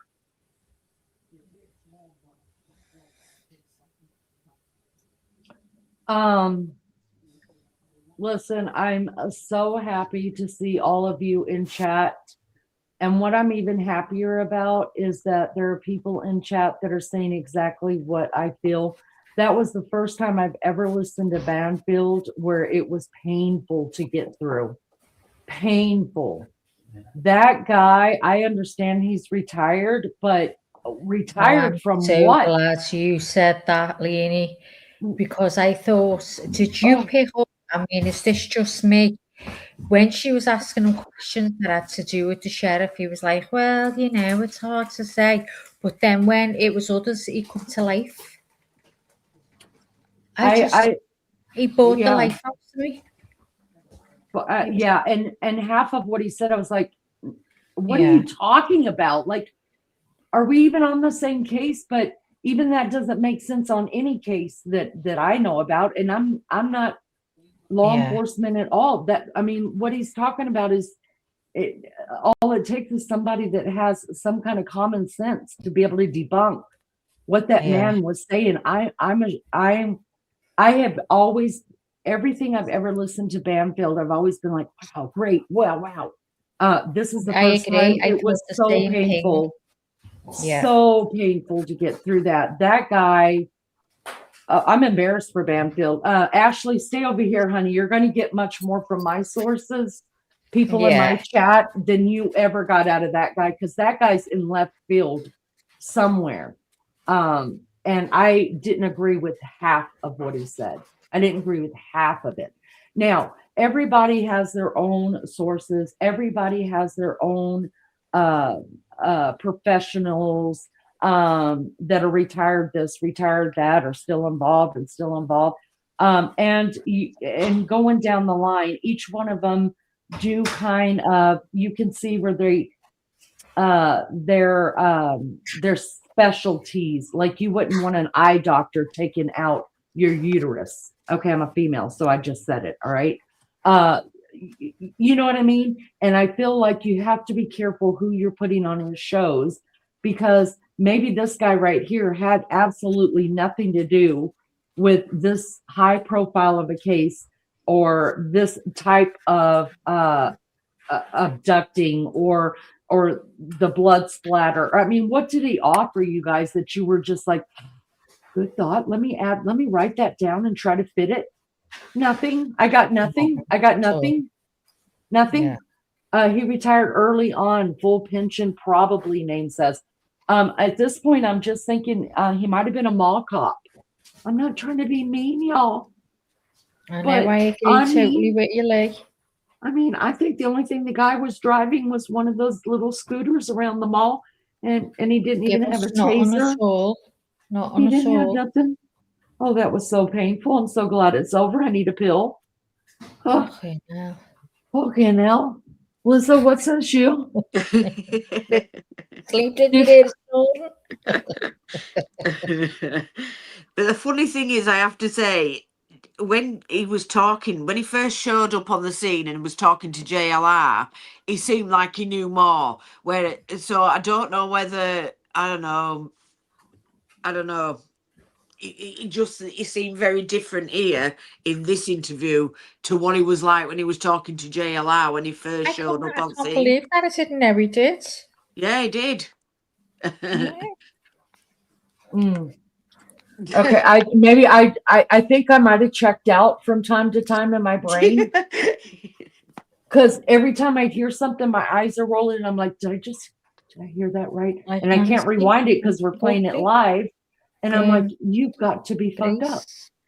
I almost felt like it was as if he'd been made to like dumb it down a bit, tone it down or something. I don't know, but it just, that was very different to the first time I ever heard him speak. He just was given nothing. He was like, oh, I thought, fucking hell, do you know anything?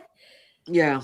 Thanks so much. Maybe he's scared doing it, being so open on a show like that than what he was when he was talking to JLR. I don't know, but I don't know. Maybe. Hello, honeycomb intuition. Actually, really, really love your name, Missy. Let me say, I know you are questioning Mike. I think it's Mike. Yeah, Mike H. about how she was supposed to quit crying on the videos that she did. Look, there's many of us that have thought the crying was an act. Now, do I believe it all was an act? No. Oh. Am I for sure it was an act at any point? I don't know. But I can tell you right now, Hoda Kotb, I was just like, girlfriend, shut the hell up. I believe that was an act. But whatever Savannah did, who knows? And he's given you, he said maybe she should have eaten a gummy and she wouldn't have cried. But I know there are a lot of people that do believe that Savannah was a total fake act. So I could see where Mike would say that's not a big deal. We all have the right to believe whatever we want to believe. We just have to be adults about it. And listen, I love a good debate. I've always said that. I love a good debate. And as long as you can handle it in an adult way, then let's go. If not, then we shut it down. We'll try again another day when we're all feeling better. Because y'all, that man did my head in. Oh, as well. I know. I'm glad you said. I'm fuming. I never said it earlier to you, though. Oh, Maggie, I was checking in and out. I was like, what the fuck is going on in my life right now? In case you show the devil. I had to keep my eye on in case you shows the devil. I was fuming. I know. I'm so sorry. Well, I think that just goes to show, listen, it just goes to show just because you've got some letters or numbers behind your name, it doesn't mean that you're smart and that you know everything. So we're just going to leave it at that. I'm sure he was good at his job somewhere, whatever he can't it was. He can't have been in the job long, can he? Because I'm sure he said he's been retired 13 years. He's not that old. So he's a mall cop, y'all. I'm telling you, I think he knows. Listen, do better, Ashley, because I'm a little let down by you tonight. We're let down. Yeah. We knew we should have just played fucking Nancy Grace. Yeah. Listen, when all else fails, and even if it doesn't fail, start off with old Nancy. She's my boo thing, y'all. I love me some Nancy Grace, and never have I been. Some of her guests piss me off. But Nancy's already on it. She's like, whoa, whoa, whoa, whoa. Imagine right Nancy with him. there. Hey, Chris imagine Nancy Madonna. with him. Christmas. Yeah, she Oh, would have shut him up. He's She'd a have bit said, wrapped. she'd have said, cut his mic. Cut his mic. Get him Next. off. Chris Madonna. Chris Madonna, get on panel. We're done with that fucker, that mall cop. Bring Chris Madonna up. Poor Chris McDonough. I always feel sorry for him. I know. I know. You know they got to have the greatest relationship, They though. must have. Really, I mean, really. Listen, she's my boo thing. Y'all love you some Nancy. Oh man! All right. So unless Ashley comes now, I watched that with you. If I had watched that earlier, I'd have been like, "There's no fucking way I'm playing Ashley on this one." I usually watched I it love. today. Oh, And oh my god! And I didn't want to say nothing in case you wanted to watch it. Oh no, I don't care. You just say, Leanie, like we're not watching that trash. That was straight up a waste of my time. Let's pull up I don't know, something else, anybody but what just happened here. And we apologize. We do apologize. And she is the GOAT, Mike. You are correct about that. I believe Nancy is the GOAT. Listen, I used to hate Nancy. I used to couldn't stand her. Alex said I was waiting for some new information. Well, there's some time wasted. Yeah, we were too. But I used to hate Nancy so bad. And then the older I get and the pissier I get and the more mad I get and the more bad attitude I'm developing, I'm like, I'm digging Nancy. Tell it like it is, girl. Tell it. Who are we trying to hide our crazy from? We ain't trying to hide our crazy. You get to a certain age, we don't give a fuck. Shit. We just don't. We're putting it all out there. You can, God bless my daughter, 221. You can like us or hate us. That's on you. Do whatever you want to with it because we're not hiding our crazy here. We live that life already, y'all. We put our makeup on every day. We put them high heels on. We ruined our backs. All right. We nursed our babies. We did all that. We're done with the shit. Could have interviewed Julie. I know. Oh God. I'm fascinating. Fuming. She's talking about all the others and she hasn't mentioned you. Give it time. Give it time. Y'all let them know I'm fascinating and I'm fucking funny. That's all that matters. All right, listen, y'all. We've been on here for 3 hours. We need to cut it loose. This is what a joy kill. But you know what? At least we got a good laugh and we know who not to listen to next time. Anytime that dude with the funky hairs on, that's got that still sporting the what did they got? My kids used to call it a faux hawk. Yeah. Any grown ass man over the age of 45 that's sporting a faux hawk, y'all, negative. We will not watch that person. He is a mall cop. All right. Listen, here we go. All right. We are going to say goodbye. I'm going to say goodbye right now and let Maggie close this one out. Let Lizzo close this one out. Thank you to my sisters that are over there in the English territory. Listen, we're coming up on 250 years of being a country because we had to get the hell away from you. And here I started, and according to Leanie, and my best BFFs are from all over the world. Some being right there from what the hell my people ran from and started a whole new country. What says you? You know the king's coming.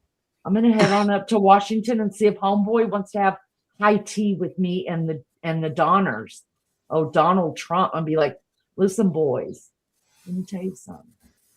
We're gonna have some high tea going on up here in this White House.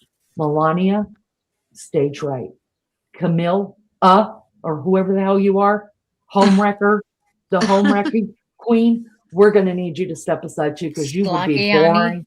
She'd be boring as fuck at that high tea. But you know what? Me and the Donald and old King Chuck.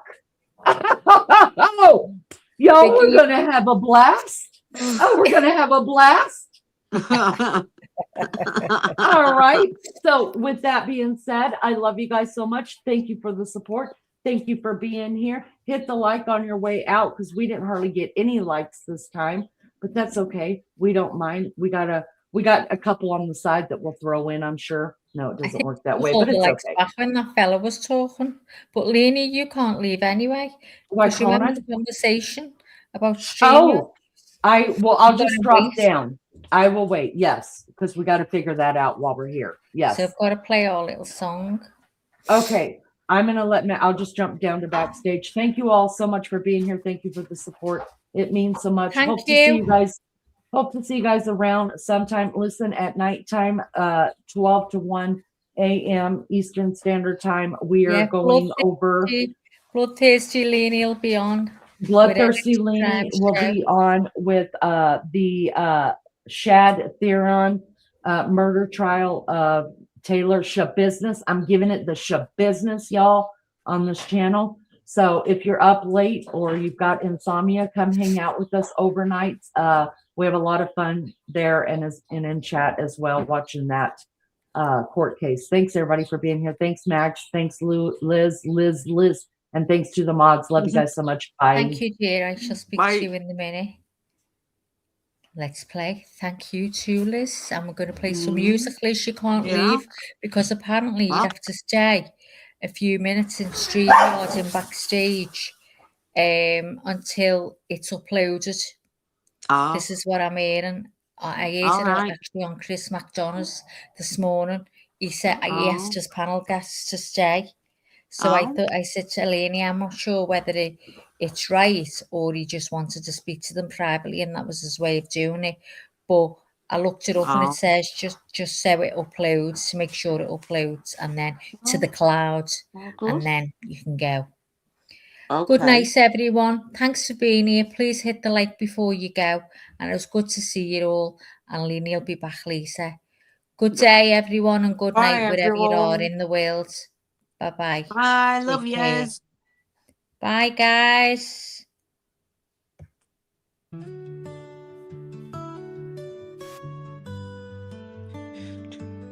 Life is hard and life is wild. It can be sad or full of smiles.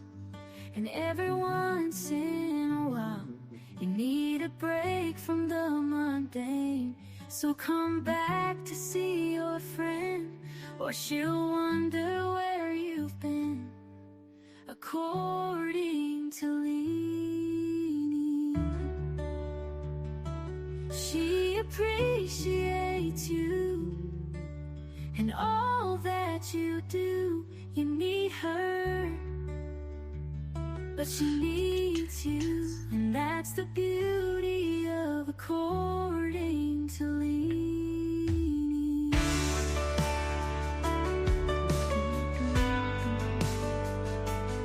So thank you for your time. You are a friend of mine. I'll be happy to see you again on the next According to Leanie. Be good or be good at it. Until next time, love Leanie, love Leanie, love Leanie. Next time, love Leanie, love Leanie. Life is hard and life is wild. It can be sad or full of smiles. And every once in a while, you need a break from the mundane. So come back to see your friend, or she'll wonder where you've been.